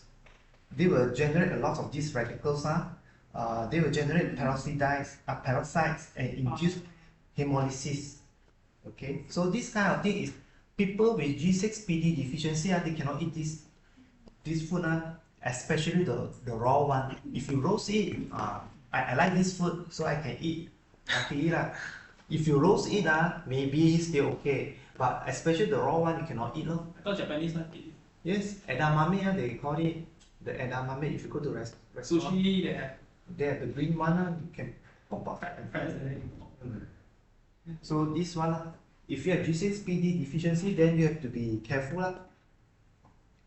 So this defect actually, this defect is inherited on the X chromosome. So this is most common disease result from an enzyme malfunction. Okay. So X chromosome means what? Usually the male male are more susceptible. susceptible. Female will have two. Female usually will be the carrier. So again, you can see which one is the weaker sex. The male. So we should get protected. You get less protected. We should get more rights. Because you're the weaker one, right? So in the absence of oxidative stress, however, the deficiency is quite benign. Benign. As long as you don't eat this one, you can live as a normal person. Cannot live as Japanese. You go there, you don't eat the edamame. There's no problem actually. But why do we have the G6PD? Why do we have G6PD in the world, in this world? Actually, there's one advantage. Okay, G6PD deficiency actually can protect against falciparum malaria. It's in the places where there are a lot of malaria, you have a high frequency of G6PD. The parasite requires NADPH for growth. So infection will induces oxidative stress in cells. Okay, the malaria, you know malaria, inside the mosquito, it will infect your red blood cells. And inside the red blood cells, it needs the NADPH to grow. Okay. Thank you. So G6PD deficiency is characterized by a tenfold reduction in enzymatic activity in red blood cells. So you see 10 times reduction. You have only like 1/10 of the NADPH in normal cells. So what happens is the bacteria, not the bacteria, this is the protozoa. So the protozoa cannot grow. So your red blood cell died, the protozoa also died. But still, it's better, they cannot. So when the pentose phosphate pathway is compromised, the cell and the parasite died from oxidative damage. Okay? So it's a kind of protection. So the frequency of G6PD deficiency is as high as 25% in malaria infested region. So in Malaysia, it's also quite common. Yeah. Common. About like 10 to 14%. Because Malaysia we also have malaria as well. So what happened if my G6PD and I eat too much of this fava beans? It's better not to eat. If you want to try and eat, you better go to the hospital there and then you eat. Anything emergency, immediately can go into the emergency. What can happen? Hemolysis. Hemolysis. Hemolysis means the red blood cell will burst. Burst. Then suddenly when there is a lot of red blood cell burst, the hemoglobin, everything coming out, it will be toxic for your kidney, everything. So you don't have enough oxygen, you don't have enough hemolysis, anemia not enough oxygen. Then the heme is also toxic, too much in the blood. G6PD deficiency or not, because I know it's Many people with G6PD, they don't even realize they are deficiencies. Because as long as you don't eat, you don't know. But nowadays, because once a baby is born, the clinics will run the screening already. So now we will know. But in the past, many don't know. Okay. 这是为什么一出生就被抽一堆血。 Okay, now we are looking at the G6PD acid as a tetrameric dimer of dimers. So now you know already how to use bimol, right? So you also know how to, you know PDB, right?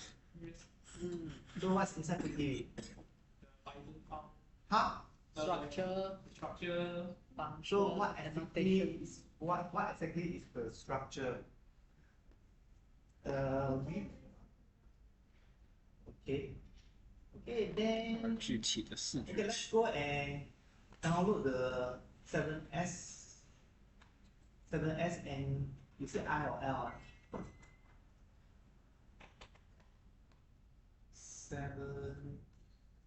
7S and I. Very slow.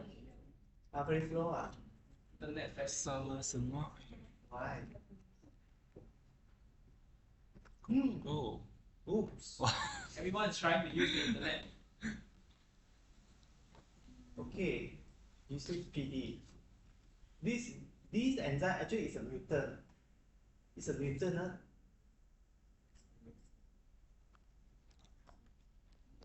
I already downloaded it before, so I don't need to download it again. Can we find the RCSP? Okay, you just download 啊，我也觉得不出来。 where is my presentation? 你有网吗？ Anyone has 7S and I. Anyone has USB without virus? If you have, I can. Then they don't overdrive. 它有网吗？那个网没带，有吗？找一下。Let me Okay. see. You try to download at the same time. Just now I should have asked you. I didn't realize. We are just accessing one website and then it's already overloaded the internet. Yes.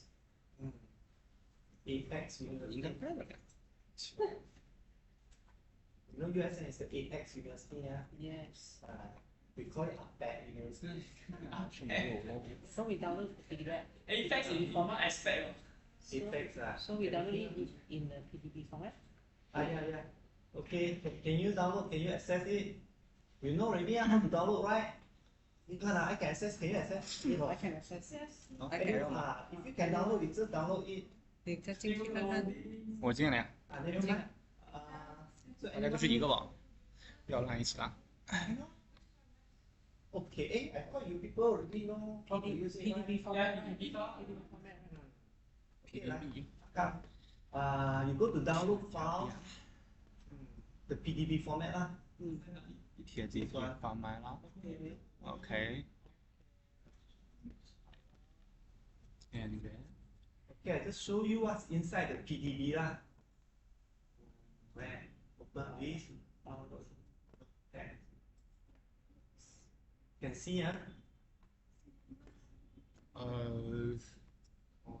Display file PDB.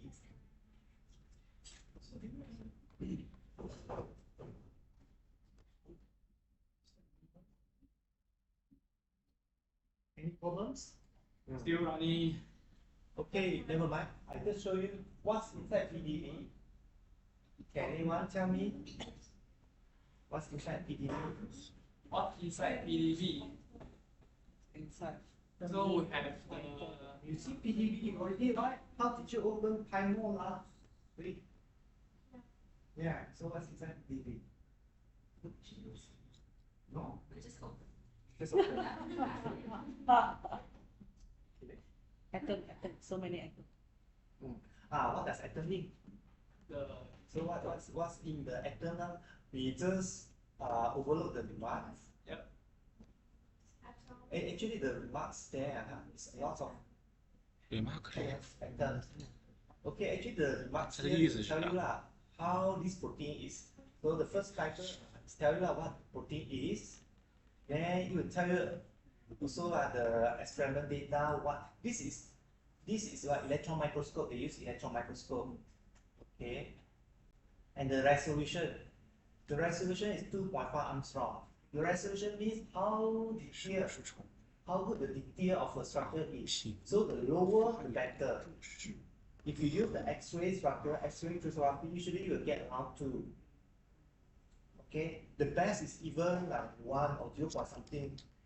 The best 2.5 is considered okay Then you have all the refinement all these kind of things Then connect I push N. Okay, then we go to the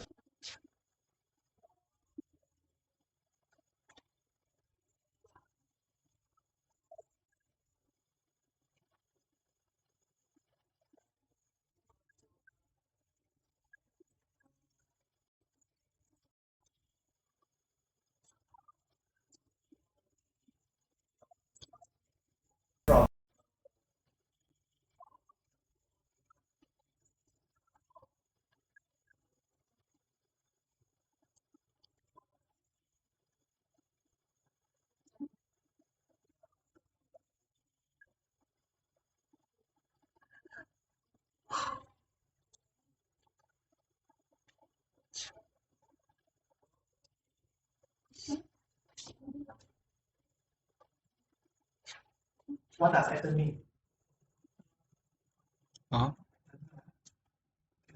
So 1, 2, 3, okay obvious This is the number of what?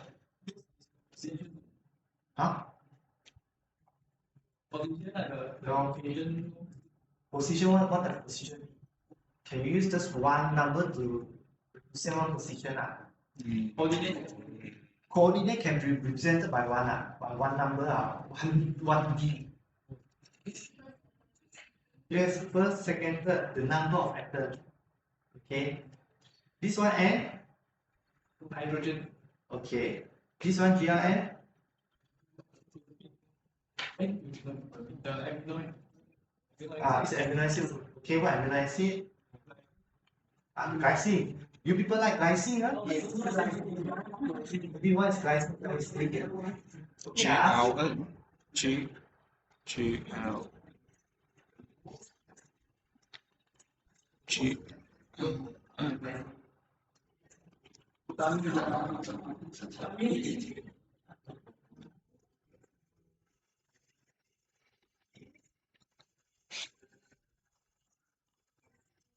谷氨酸胺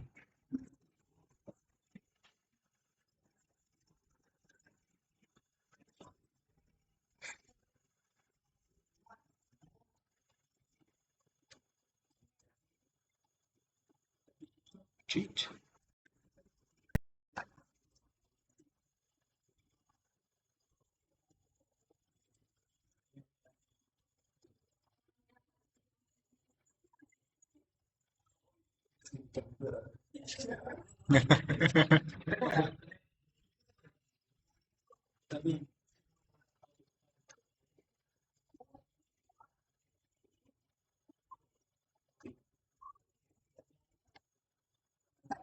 Chain N is linked to the side chain. So when you have alpha helix, you cannot have proline inside. Yeah, some sort of line cannot go, it cannot form the helix. It will break the helix. Okay, so N is N, you know nitrogen N, all the atoms inside amino acid has a name. The main chain you already know N, CA, CO. After that you have CA is C alpha, then you have like C beta, C gamma, C delta. Alright? So this is glutamine, this is glutamine. Later we have a look. Glutamine and glutamine acid, the difference. One difference, very big difference. Okay. A is the inside the structure, inside this PDB, we can have one molecule. Sometimes we can have 2 molecules, or 3 molecules, 4 molecules. Okay, sometimes can have many. This is the form for ribosomes, so many. So for these different molecules, we give it different name. Chain, we call it chain. First molecule, we name it chain A. Then you have chain B, chain C, chain D. Okay? Because like inside the structure, G6PD, This is it actually form a tetramer. So how are you going to put all this tetramer inside the PDB? You need to give it. So first chain is chain A, chain B, chain C, chain D. This is the chain. And then 28. What's 28?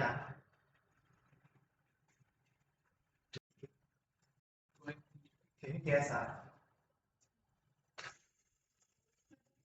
No, no, no. You don't need to do it.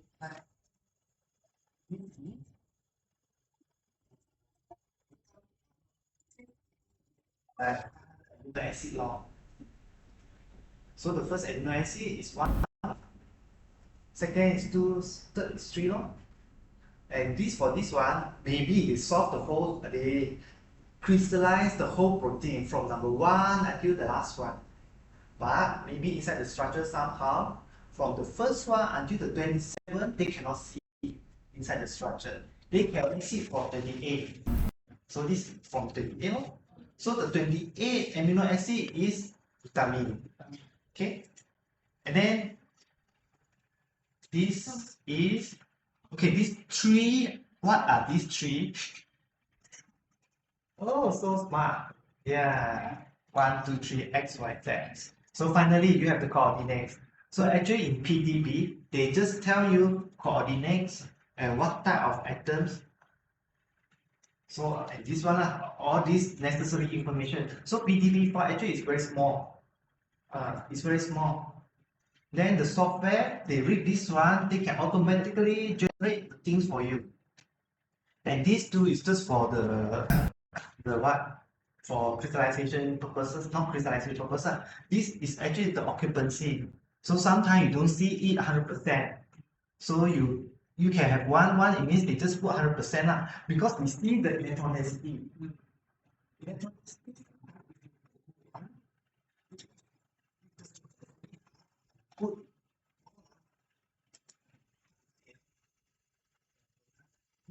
this is just the occupancy lah. You just need to know lah. The electron density is here.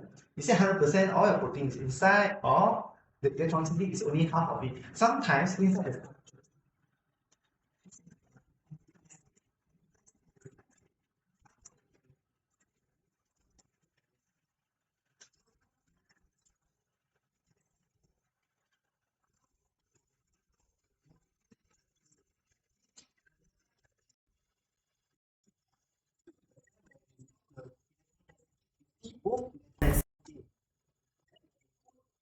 both inside.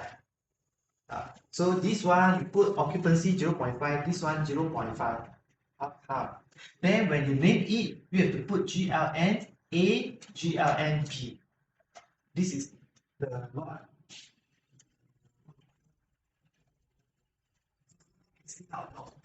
And this is just the B factor.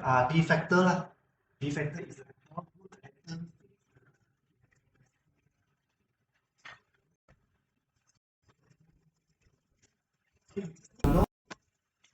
from this until this, you need to know what they are.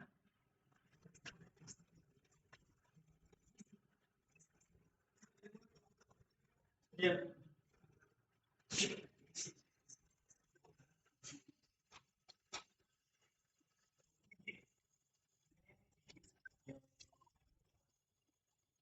Yeah.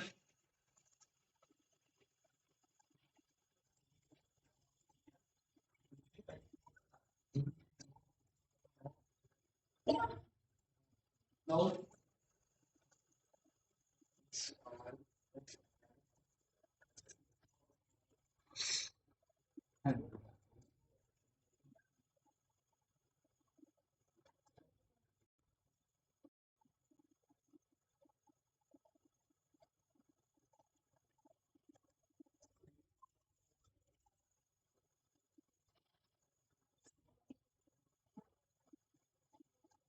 那个28是啥意思？刚刚那个28按计算28个人计算，80按计算。他那个28那个数字是这个，这是啥？它是第28个。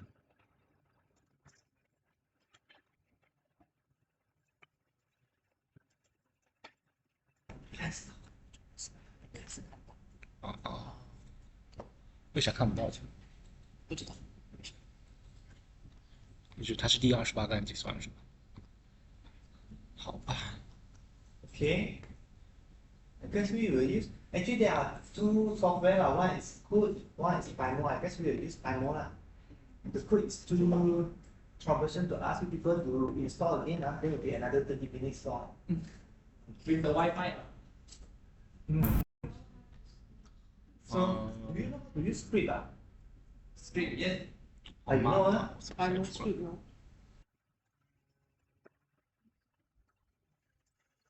The practical also calls for use script. Actually, it's just the function of actually pi, tell pi, show anything, line, anything.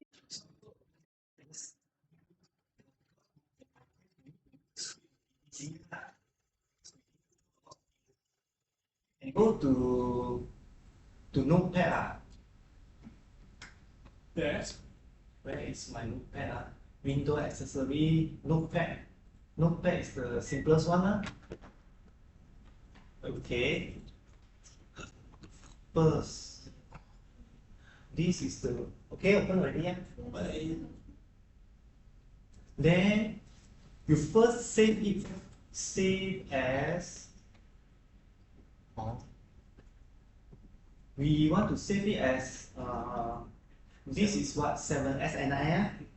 You see, I put double quote 7SNI dots PNL. It's not dot TSD, it's dot PNL. Then you put the double quotes, and then you save.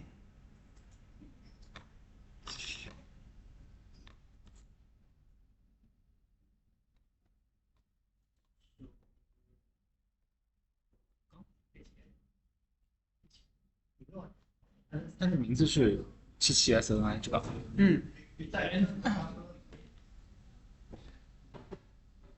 Put like this. Double quotation 7. 是什么东西？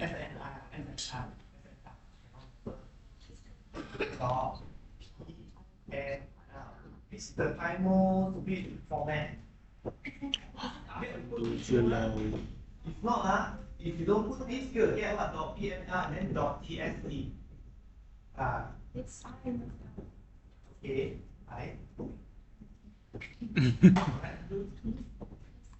GML。 Pardon? We keep it in the same location. Same capital. That doesn't matter. 这啊，不是这个吗？还要加那个 PML。 Any location 没有 as 干 long as 你 you 在 know save how to 那 access 个 it. files。 Okay. 就是创新文件的时候 Then 要这个名字是吧？ the first command is reinitialize. 哦，I know. We will have 5 commands only, or maybe 6. We will learn only 6 commands today. Alright. Reinitialize. Wait, let me see how to open it inside.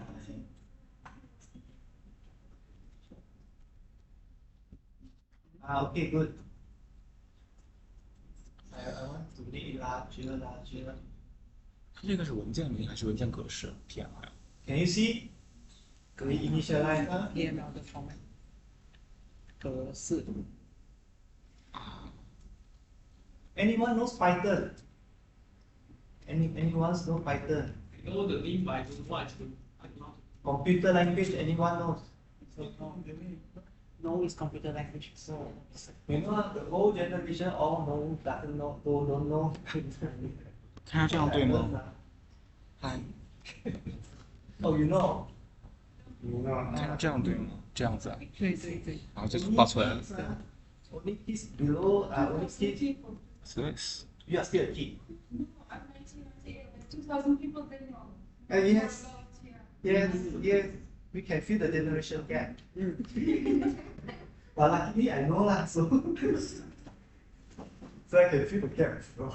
So actually my son 10 years old, they are starting learning in school. Now school they are teaching everywhere. So we are the one neglected lah. We are the poor one lah, who don't know Python. So actually Python is very important lah, because nowadays the word is information overload. I learned Python on my own. When I became a lecturer, when I try to solve a lot of things, when I try to analyze all the data, wow, without Python, it's really, really tough. So I have to force myself to learn. So I learned. Pardon? It was easy. Nothing is easy. No, like for someone like without any like IT background, it's kind of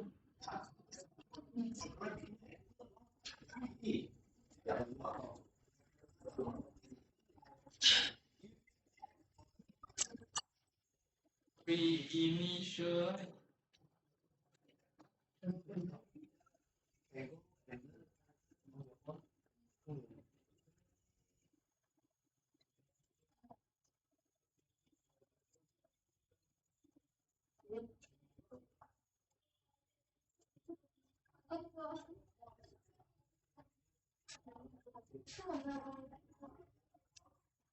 CC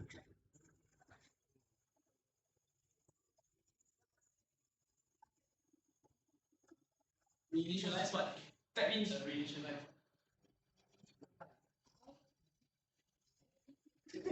但是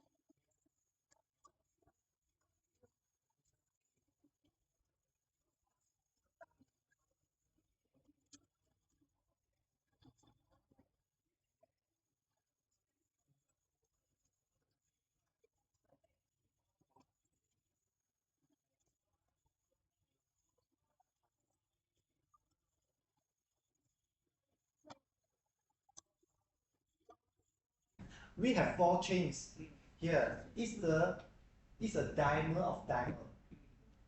So it's a tetramer. A dimer of dimer. Do you know how to color them differently? Don't know. I also don't know how to use this one. I only know how to use the script to color them differently. If you ask me to go and choose like, you know, I know lah, you can show this one, you can color differently, but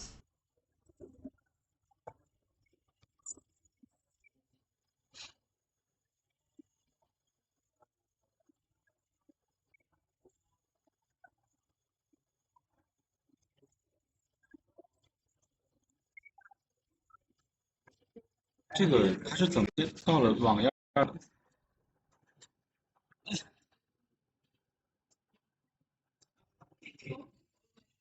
？this one I just file. 它这个是怎么到网页上的？你来看， We haven't used the script yet. Okay. Don't panic. 这就是我的盘模。不是你的拍模，你的 F。哦，这个。它是要用这个 language 来让它直接换颜色，不然你就要好像drag 那个，还没有到那边的 ，sorry， 还没有到那边，你关掉这个先。但是这个它不是放到网页上，那个有用吗？我不知道有没有，但是他讲说要放在同一个地方。但是这个是怎么放到网页上的？是那一步，它到这里。你直接 drop 了嘛？你能直接抓了，把它放上去上面的吗？没死。放。不能。好。哎，那你是怎么放的？我没办法，我就是听他讲，我只是把记在这边的。他只是讲说，他这个东西一定要还是在同一个地方，就可以有这个方式。因为其实我已经在这边，我已经 load 了我的 file 啦，我已经把这个 file load 进去了，我已经 load 了。那就不管。那可能不用管吧，现在不用管了，我现在。you don't have any answer in micro in what It's not, doesn't it say that you have to load a new command, load 7 they have to be in the same directory. same Because when we run the script will go and try to open this PDB. If this PDB is in another 我大概知道。 this script will try to load this in the same director. If it's in a different director, then you have to put it differently. For example, like load desktop, something like that. Something like that, yes. You have to point to that director of this PDB. So in order to make things easy, you put everything together. In the same folder. Yes. So you make my life easier. Okay? Alright, everyone done? Uh-huh. wait. 保存到吗？有天保存。 Yes. Yes. 差评。啊，好饿啊！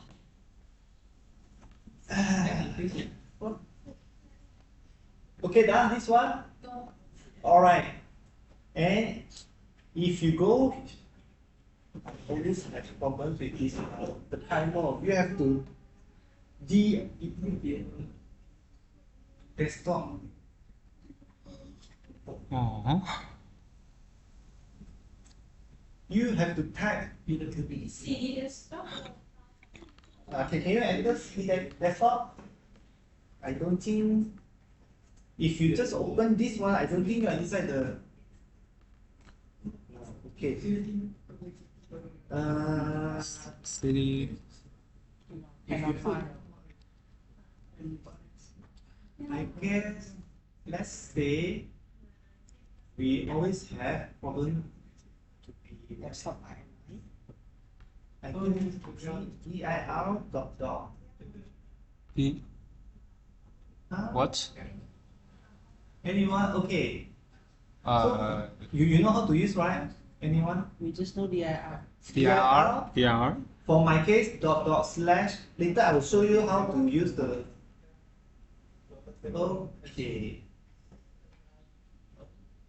Desktop. Just now you. What do you just key in? And then right here. This is every time when I have this. Every time when I have this thing, the whole graph is confused. So you type dir means show the content in your current directory. So for my case, when you just start this one, usually you have to dot means go up one directory, and then slash my.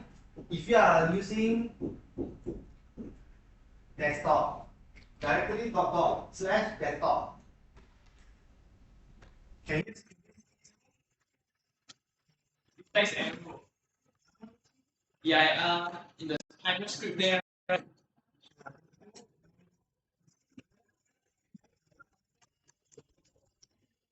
Hey, the reverse slash. Slash. This one is because I use Linux. Linux is different. This one slash. Okay. Done. Okay. Who haven't? If after that, if I move on, I'm not coming back. Okay. I'm So not coming back. asking this, right? Okay, can. Okay. So if can, you go instead of desktop. Cannot. You are using what? One dash is it? Directory space dot.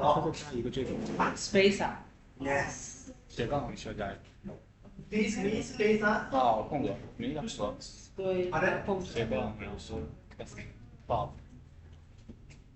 对，出来了。那我这个斜杠看加不加都可以，反正是我认为都要加一个斜杠，哦，你有加没加都可以。应该是都可以随便。的。是的。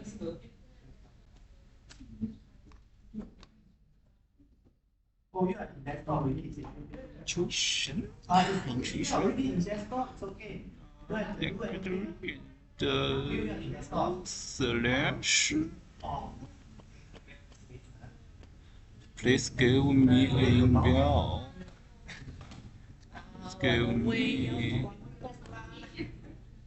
美式中午饭？啊，美式中午饭？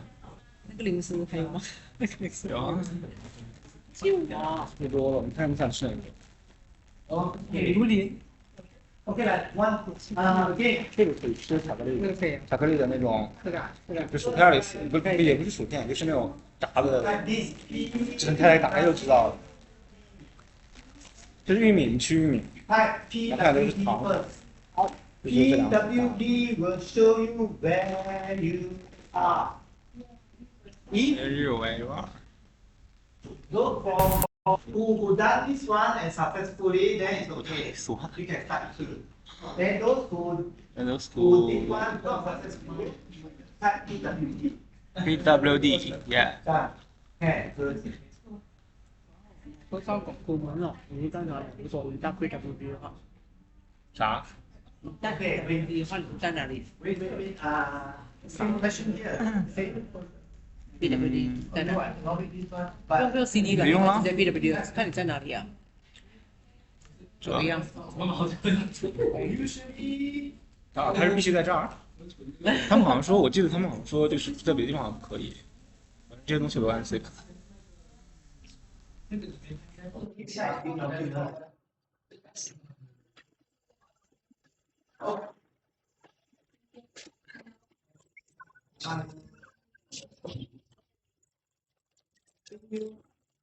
这个也是巧克力。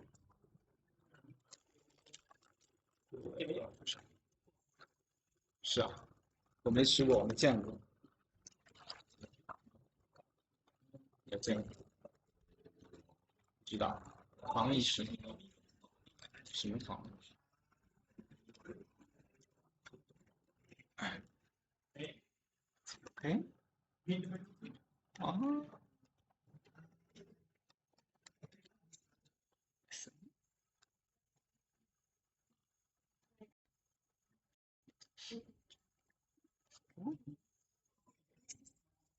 Yeah, and yeah, we have our Yep.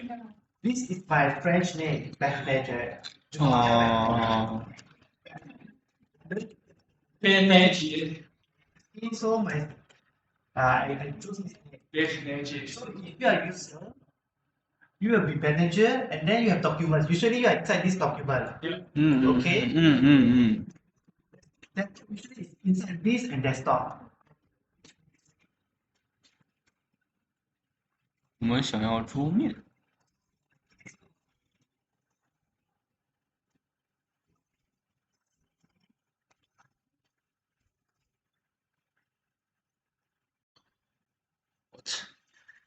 What？空格点点，杠。啊？3。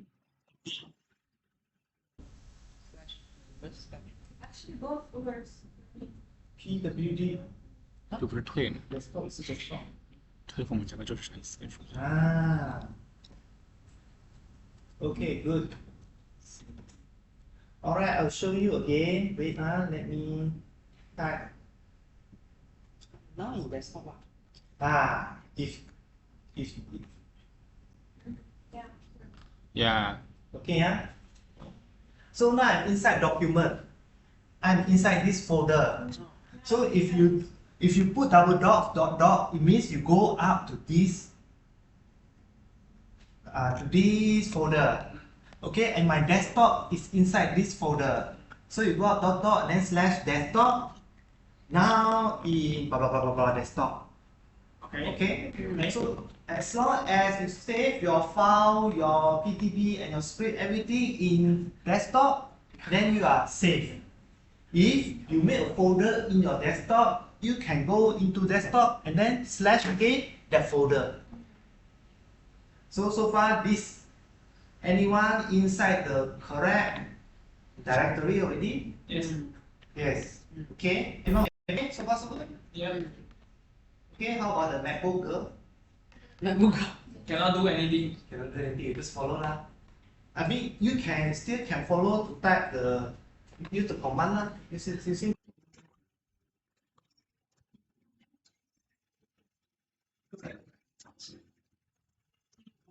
Now, okay, now in this one, okay. So this one, do you have that? This one, maybe. How do you type desktop? See, do 就是交换嘛。 you have CT? You have put desktop? See? Okay. 狗吃你的。 Now you have desktop. Alright. 性能很好。对对对对。 Okay, everyone is desktop. 现在知道 i7了吗？啊，不是，这是不同的系列 i7 还有 i3，就是功能不同。对对对，我的一般是 i5 的，完了，i5还有 i5。正常普通是 i5 的，i7 就是那种工作本。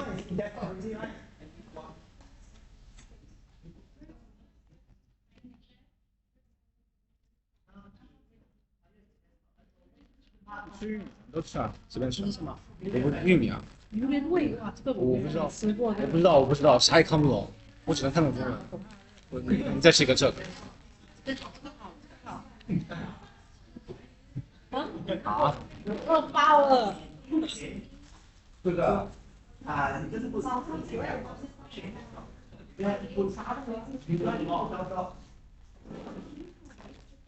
Okay, dot means go out of folder.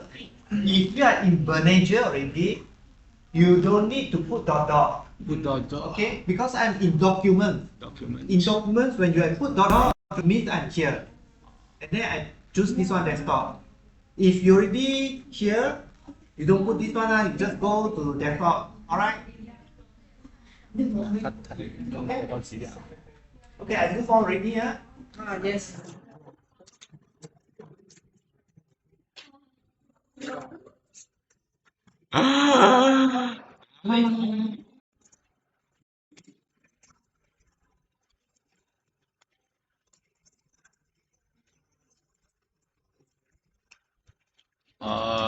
然后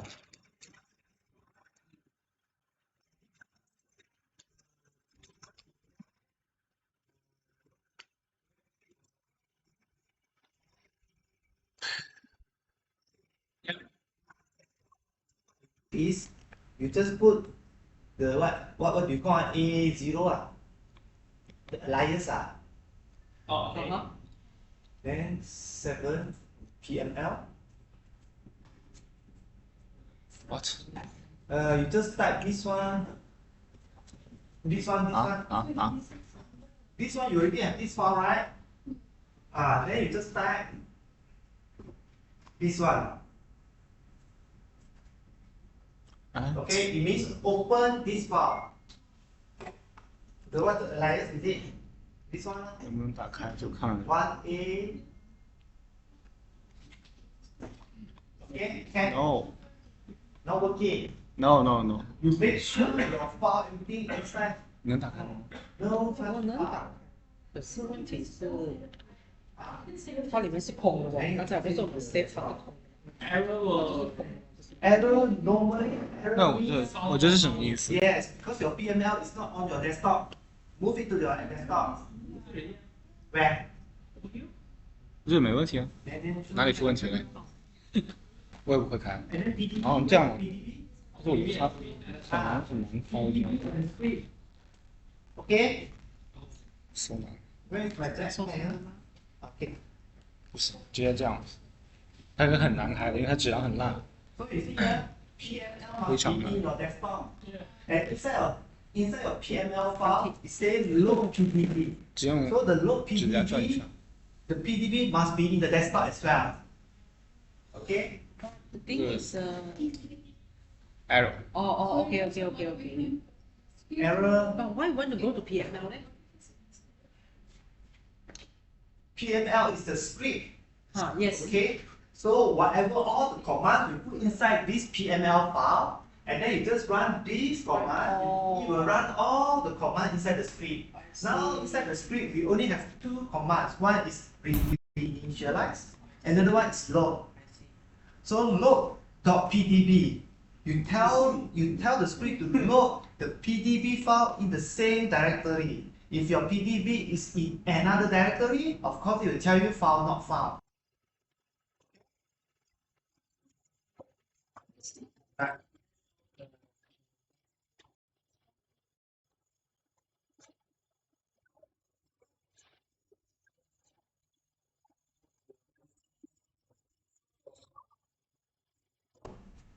是什么意思？ Because your PDB, correct? Your PDB. 哇！哦，他是要我放到那个，我懂了，他是不是要非要我放到桌面上才可以执行？对，那我这样子，我再试一下。Let me see。啊，还是不行。 Yes. So I repeat. PML and PDB, two files must be on your desktop. Why? Once you run this one, you will find out that actually it's so simple and. Why? What's that? I don't know. 买投放手机给我。 Your PML, where's your PML? Where are you? If you are in desktop, your PML must be in your desktop. Where is your PML? This is the step that made me angry. Where is your PML? Can you show me your PML? Yeah. Yes. This is desktop. Yeah. Then Yeah. no such file or directory. Where is the PML? Yes. There's no such file directory.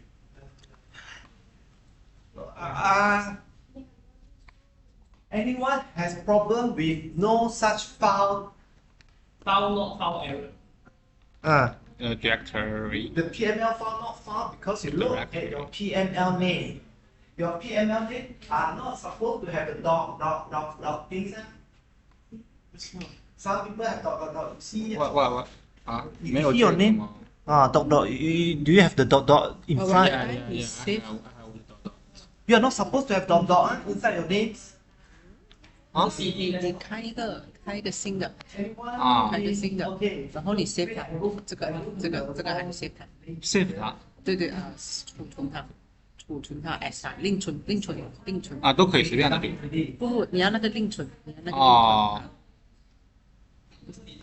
另存，然后在桌面 OK， 你放一个，对你放这个，你放对一模一样的名字，你看，已经在这个文档里面的东西全部这刀是这个吧？对，两个都是 PML， 对你不要 DXT 的，就是你按这个，可是你把 DXT 弄掉，啊，这样子吗？弄掉，这样子 OK， 然后拿保存，替换。现在不是 DXT。啊，我再试一下。Let me see。可是你的在桌面上它是这样子，在桌面上它是它有多少？对啊，你们都没有啊，我就有啊。对，但是我就有啊，我也不知道啊。你delete掉这个，delete掉，整个 delete掉，你删除掉这个直接整个关掉。那个 notepad 整个记事本是吧？对 notepad 关掉，对，开过一个新的 notepad。对，应该是这个。是吧？不是，这是新建文档，你开回你新的 notepad。因为它的那个包是这个不就行？啊，对，关掉的完全关掉全部。全部关掉。保存这个，不保存。 I think it's not public one. 啊，然后你再 save 一次，因为你的桌面 You make it public. 放那个 TSM， 会不会是因为这个英文输入法和中文输入法dot？有可能哦。你是按一下还是按两下？我是按一下不了，按一下不了。按一下不就是中文的吗？不是，它两个找咯。OK， 我猜是。它在那个口案里面叫很多 PD 找 P， 储存。去你桌面看看。对了。为啥？对。因为不知道，但是刚才我是按 Shift 按这个了，按 Shift 按这个两个点。然后你就快换顺序。就是因为中文输法的问题，就是这个。can put dir. 啊，我看 dir. You just type dir. 日文的没反应。 It will show the 哦，对，我没输东西， folder. 来让我随便输几个字母。 Troubleshoot. You help them troubleshoot. Can? Where is your public folder? I guess this is what is your username? 你 Ah, you click here. You click any folder and see what's folder and see. G Someone you click P E Do you are user plan marking? Let me see. Ah, so I don't know where the public you go up. Again. Why? Go up again. This one. Yeah. Wait. Can you show me the folder again? 你输这个有反应吗？你输这个有反应吗？ You put dir. 那就可以啊。没有，没有反应呀，那就没有反应就对的是吧？你的可以错了，啊，错了，他应该可以开得到，然后跟走这两个孔啊。这个你是新的。那怎么回事？ Okay. 哦，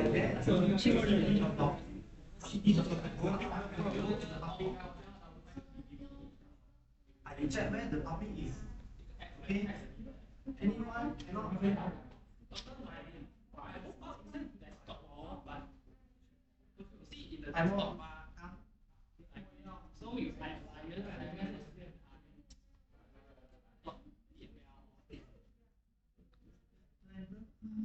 为什么？然后啥就是你要把它放在一起。保存吗？你那个文件在哪里？就在这儿。那个呢？哪个？这个，这两个放在一起，都放在桌面上。这个也放在桌面了吗？这意思吗？对啊，这个放在一起啊。但是那个里面我没保存哎，你直接关了。关了就保存了。是呢。这么骚。对的。直接那啥，复制粘贴，直接粘贴就可以。差这几个字啦。对，我也是到这边，是不是因为我们已经开了，所以他没有？不，它会给它覆盖掉。可是他没有，我的也是一样。哎，它为什么就不动了呢？我的也是。所以我觉得是不是应该没保存？因为没保存，你点开再看一下。你里面有放刚才那两个孔吗？对啊，你没保存啊，你得保存啊。可是我有放哎。啊，没事，我先试一下。操，你聊的挺快的。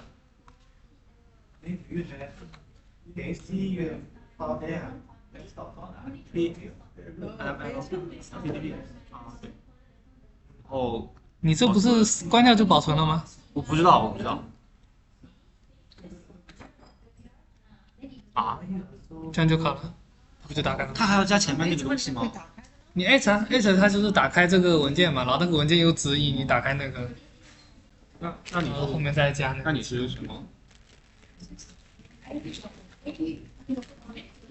这是一个模拟器，你要把它放在一起，对，都要放在桌面上。都要放在一起。对，你把它放在，对，因为它是跳两级相当于。不是它在同一个路径下面，它才能，它是找寻它附近的那个文件有没有这个文件再打开。如果你放在不同路径，它就导不到。哦，都是带。把这个 PDB 也放在一起。放在对。 OK。不然它找不到那个文件。哇，这么骚！或者看来每个步骤都有个老师教，不能随便乱错。OK。 OK。的嘞。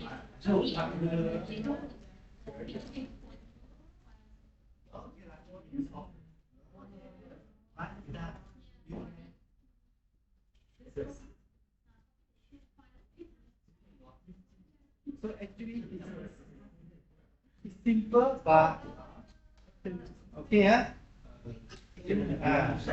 so once you done you okay good job okay next for now 来。哦这不知道好不好。 Next one is what color.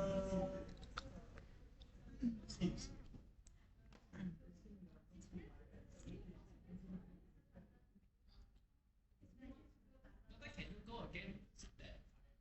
First of all, we know the I. 要瓜子吗？啊？想想啊， So actually it shows here that I have 想想我有几包？ I have 你吃哪个味儿？ 奶油五三。 FBCC。那我就不会放。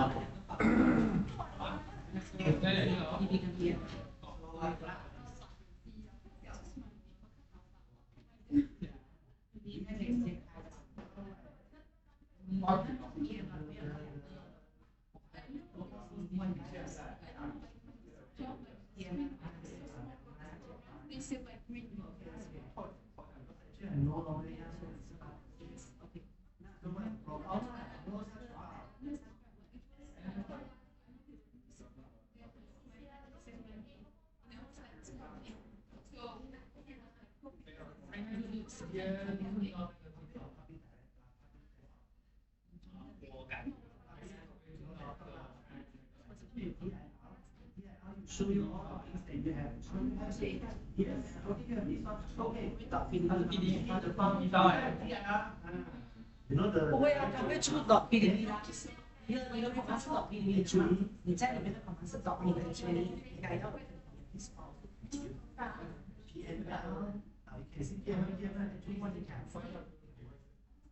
by change the name of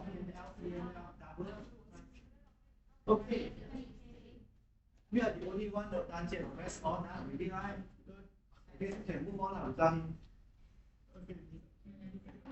If you want to wait for it, it's 10 o'clock. Check it there.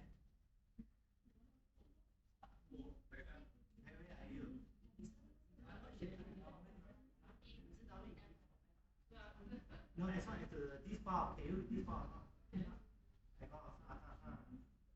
So many places. 这个比那个简单多。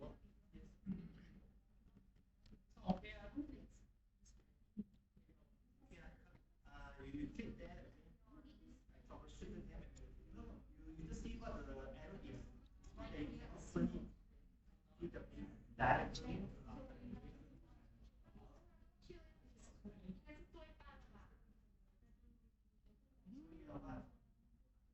this one, yes. So you just go CD, CD, install.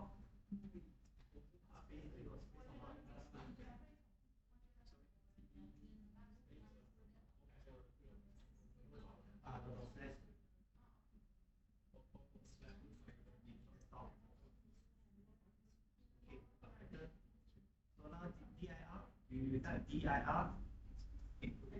Space item. You have this file already. Okay, alias 7SS.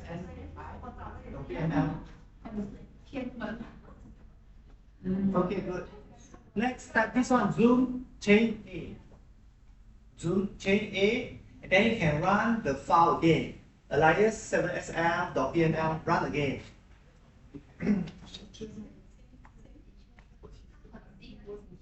Because there are 4 chains, we just want to now it's chain. Okay, now you can see here. You can see the chain here. And then another command. There are 4 chains. Actually, we just want to look at one protein, one chain. We don't want the rest of the chain. It's quite confusing. So we just type hide. Hide. What should be? I prefer to put hide everything, hide all. Hide all. Show cartoon. Put in space. Water.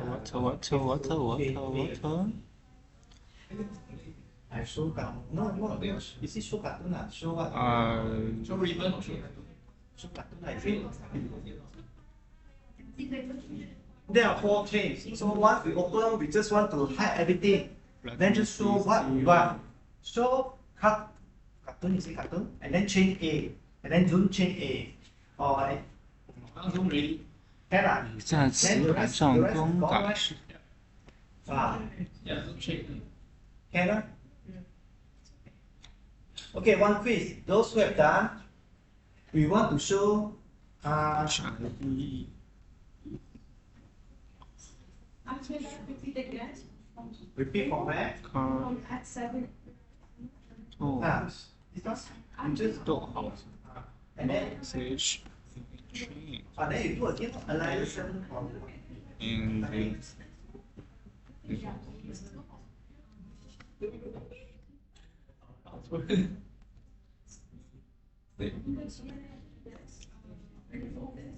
Show me. Just do I guess we just which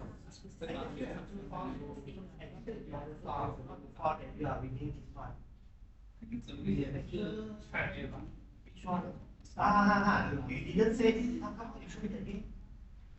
You haven't said you should say but you have to say then you run if you didn't say it won't come out.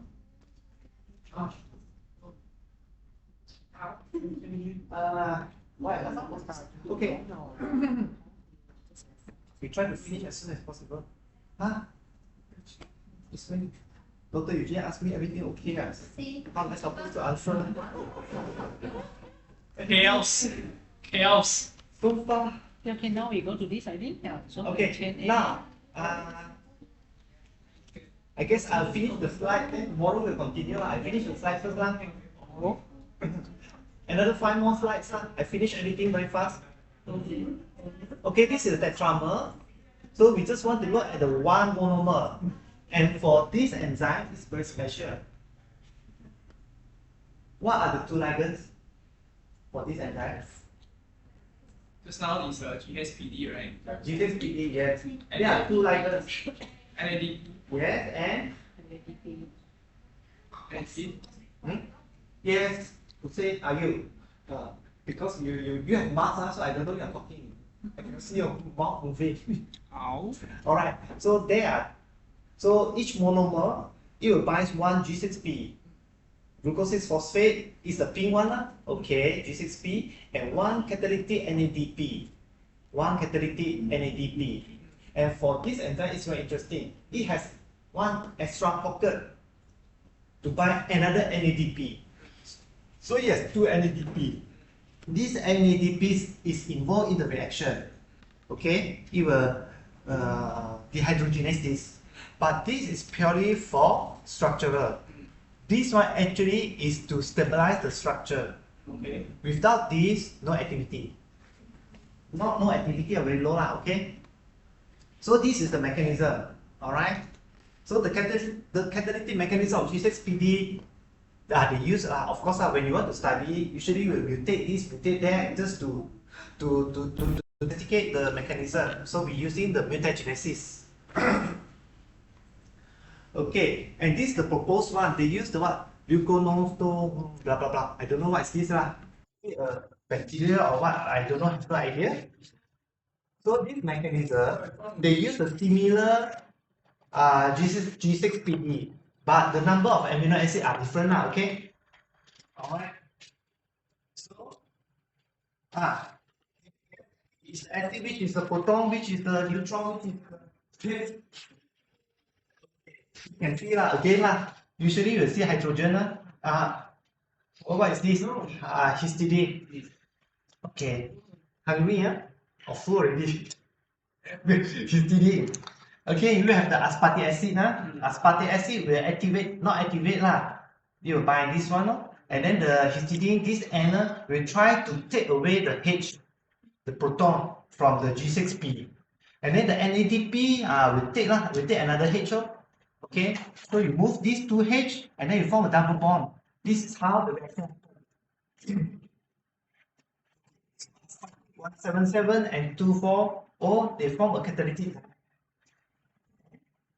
So the structure of histidine 240, this is inside this organism.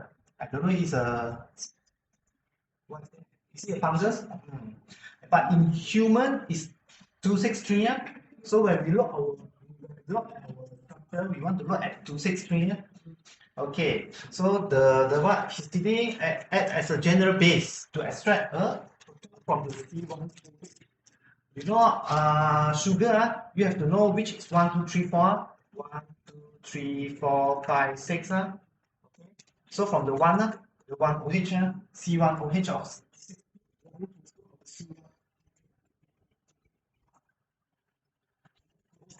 177, aspartate 177, human is 200. That's why you see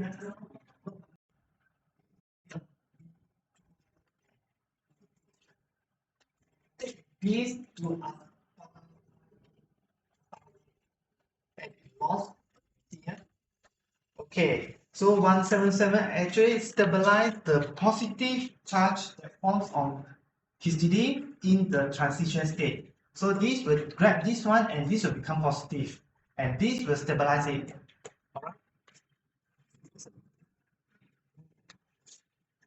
Alright. So when we will do mutation just to prove that okay, these are important.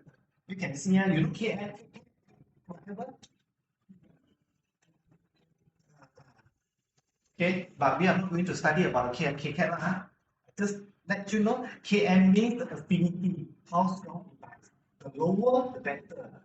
Okay, so usually we'll do the wild type. Wild type, you can see the KM here. For here, we just need to see KM G6P, define the G6P. For wild type, it's 114. 177, for once, we just look at 178 first. 178 is this one. When you change it to asparagine, you see that the Km for G6P increases a lot. So it means the affinity is weakened. It binds less well. You see, you just mutate this one, it binds less well. And then the KCAT means how fast the reaction is. Usually the reaction KCAT is about like 20,000. But when you change it to this one, it becomes 800. It's slower. So this tells us that. Because it exists on the. Okay, now again, next we look at this one, D. This one asparagine, if you change to asparagine, the aspartic acid, you change to asparagine, the binding site is still okay. The binding site is okay, it still can bind this one. That's why you can see the chemistry doesn't change much because it still can bind. But the reaction is very slow. Reaction is very slow already. You can see the KCAT from 20,000 until 66. So this one reaction is good enough to kill you actually. If you have this reaction, you are dead already. Inside the tummy, you are already dead. Inside the embryo, you cannot survive. Alright? Oh. So this is the so-called what? So the people who investigate mechanism, they say okay, the G6PD ligand is like this one. So you have NADP, the first YE, and suddenly you can see there's a pocket for this one. It induces the G6PD to bind G6P better. Okay, so the structural NADP plus as the structural one. The structural NADP plus is proposed to induce structural ordering of a C-terminal region to allostatically promote G6P.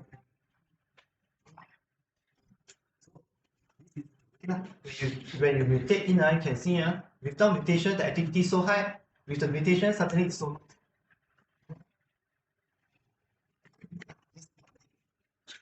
Aspartic acid and asparagine. This is the side chain, the main chain. We are talking about the side chain. This one is the COO minus. So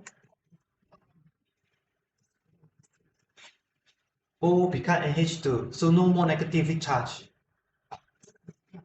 This won't be able to neutralize.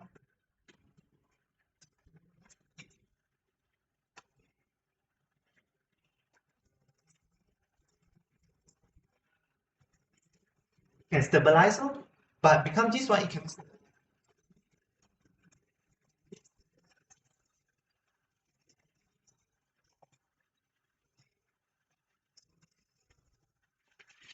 GCP efficiency we have 1, 2, 3, 4 lah. This is a change again like ABC. But I put this one because and they discuss you still using old 160 unit descents in G6PD. Okay, then they have done what the clinical phenotypes of G6PD variants are largely determined by the trade-off between protein stability and catalytic activity. It must be, it can affect the stability or it can affect the catalytic mutation. So the structural NADP binding site is significantly enriched in class 1 variant. When you look at this one, the G6P site and the NADP plus site, we just look at this one, we don't need. So the number of mutants of mutation in these two sites, you see almost nothing, almost no. But there are more mutations in the structural NADP plus. Remember we have two pockets for NADP plus. You can see NADP plus, there are a lot of mutation there in G6PD deficiency. And the dimer interface as well, you can also have, this one is here, the dimer interface also a lot. You can see the structure NADP binding site significantly enriched in class 1. So it means that the dimer interface is also significantly enriched in pathogenic variants for classes 1 to 3. But you can see why in G6PD deficiency we don't have mutation in the G6P binding site and the NADP, the catalytic NADP binding site. Do you know why? why it enriched the We have 3 pockets, right? yeah. The third pockets you can see lots of mutation, but these 2 pockets we don't have any mutation. Because even if you have mutation inside the other pockets, as long as you have these 2 pockets, the G6PD, the enzyme still can function. And even though it functions so Low rate. lowly, we still need it. It's better than nothing. So if you have any mutation in this side, it totally cannot function, then it's finished. We cannot survive. So it means any mutation in these 2 sites are very dangerous. So usually if we have mutation here, we cannot survive the embryo. So when they knock out this one, it can find out actually it's little early in embryo development. The embryo cannot grow. Okay, you see right all those things okay. So these are all the classes Alright, so tomorrow we'll continue or you want to continue Tomorrow. Okay, this is already nice. Tomorrow? Okay. No, tomorrow Wednesday. So Wednesday, I guess we will do very fast because we will look at this slide, then we will do the COVID one Try to do fast Hopefully won't run into so many problems. Hopefully It's confusing. confusing. The pioneer script is confusing. The rest is actually now once you know how to use it, how to access the desktop, it's not. Yeah. It's very simple actually. Now you know it. What does the dot mean actually? Go back. Go up one folder. So it's like Go up one directory. Okay. so this is the reason why you okay. Because your name and then the Yes. That's why I put. Pardon? All the versions happen to watch that ball. No need I just show you that how they bind, and then we want to look at the mutation and see how the mutation affect the bonding. This is what. So many years for other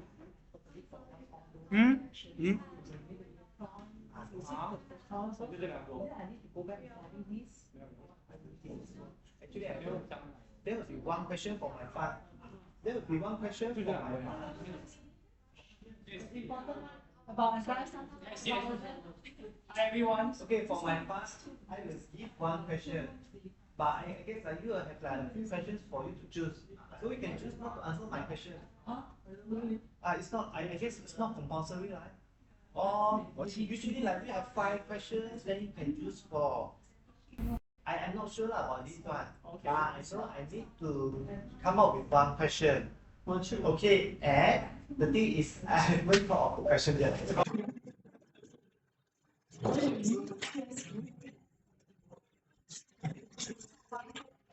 Ah.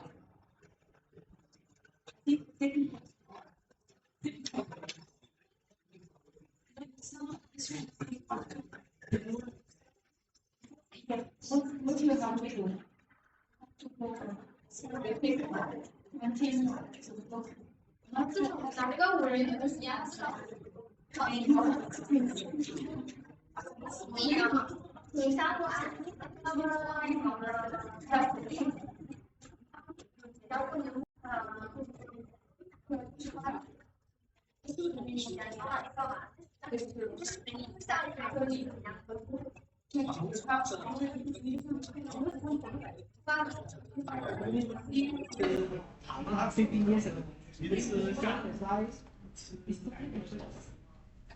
其实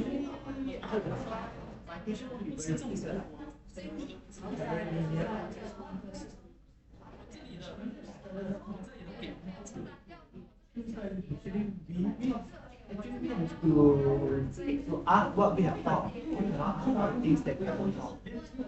Now, if we mention other things that we haven't thought,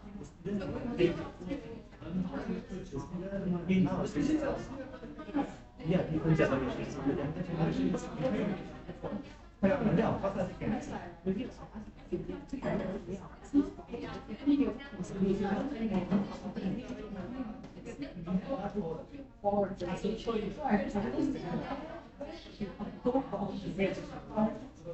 Well, in my case, usually, because I'm first time teaching this, I also really have no idea what to set. But I want to set something related to bioinformatics, how related to G6PD in a sense. But more how to use the tools give me more things but when I have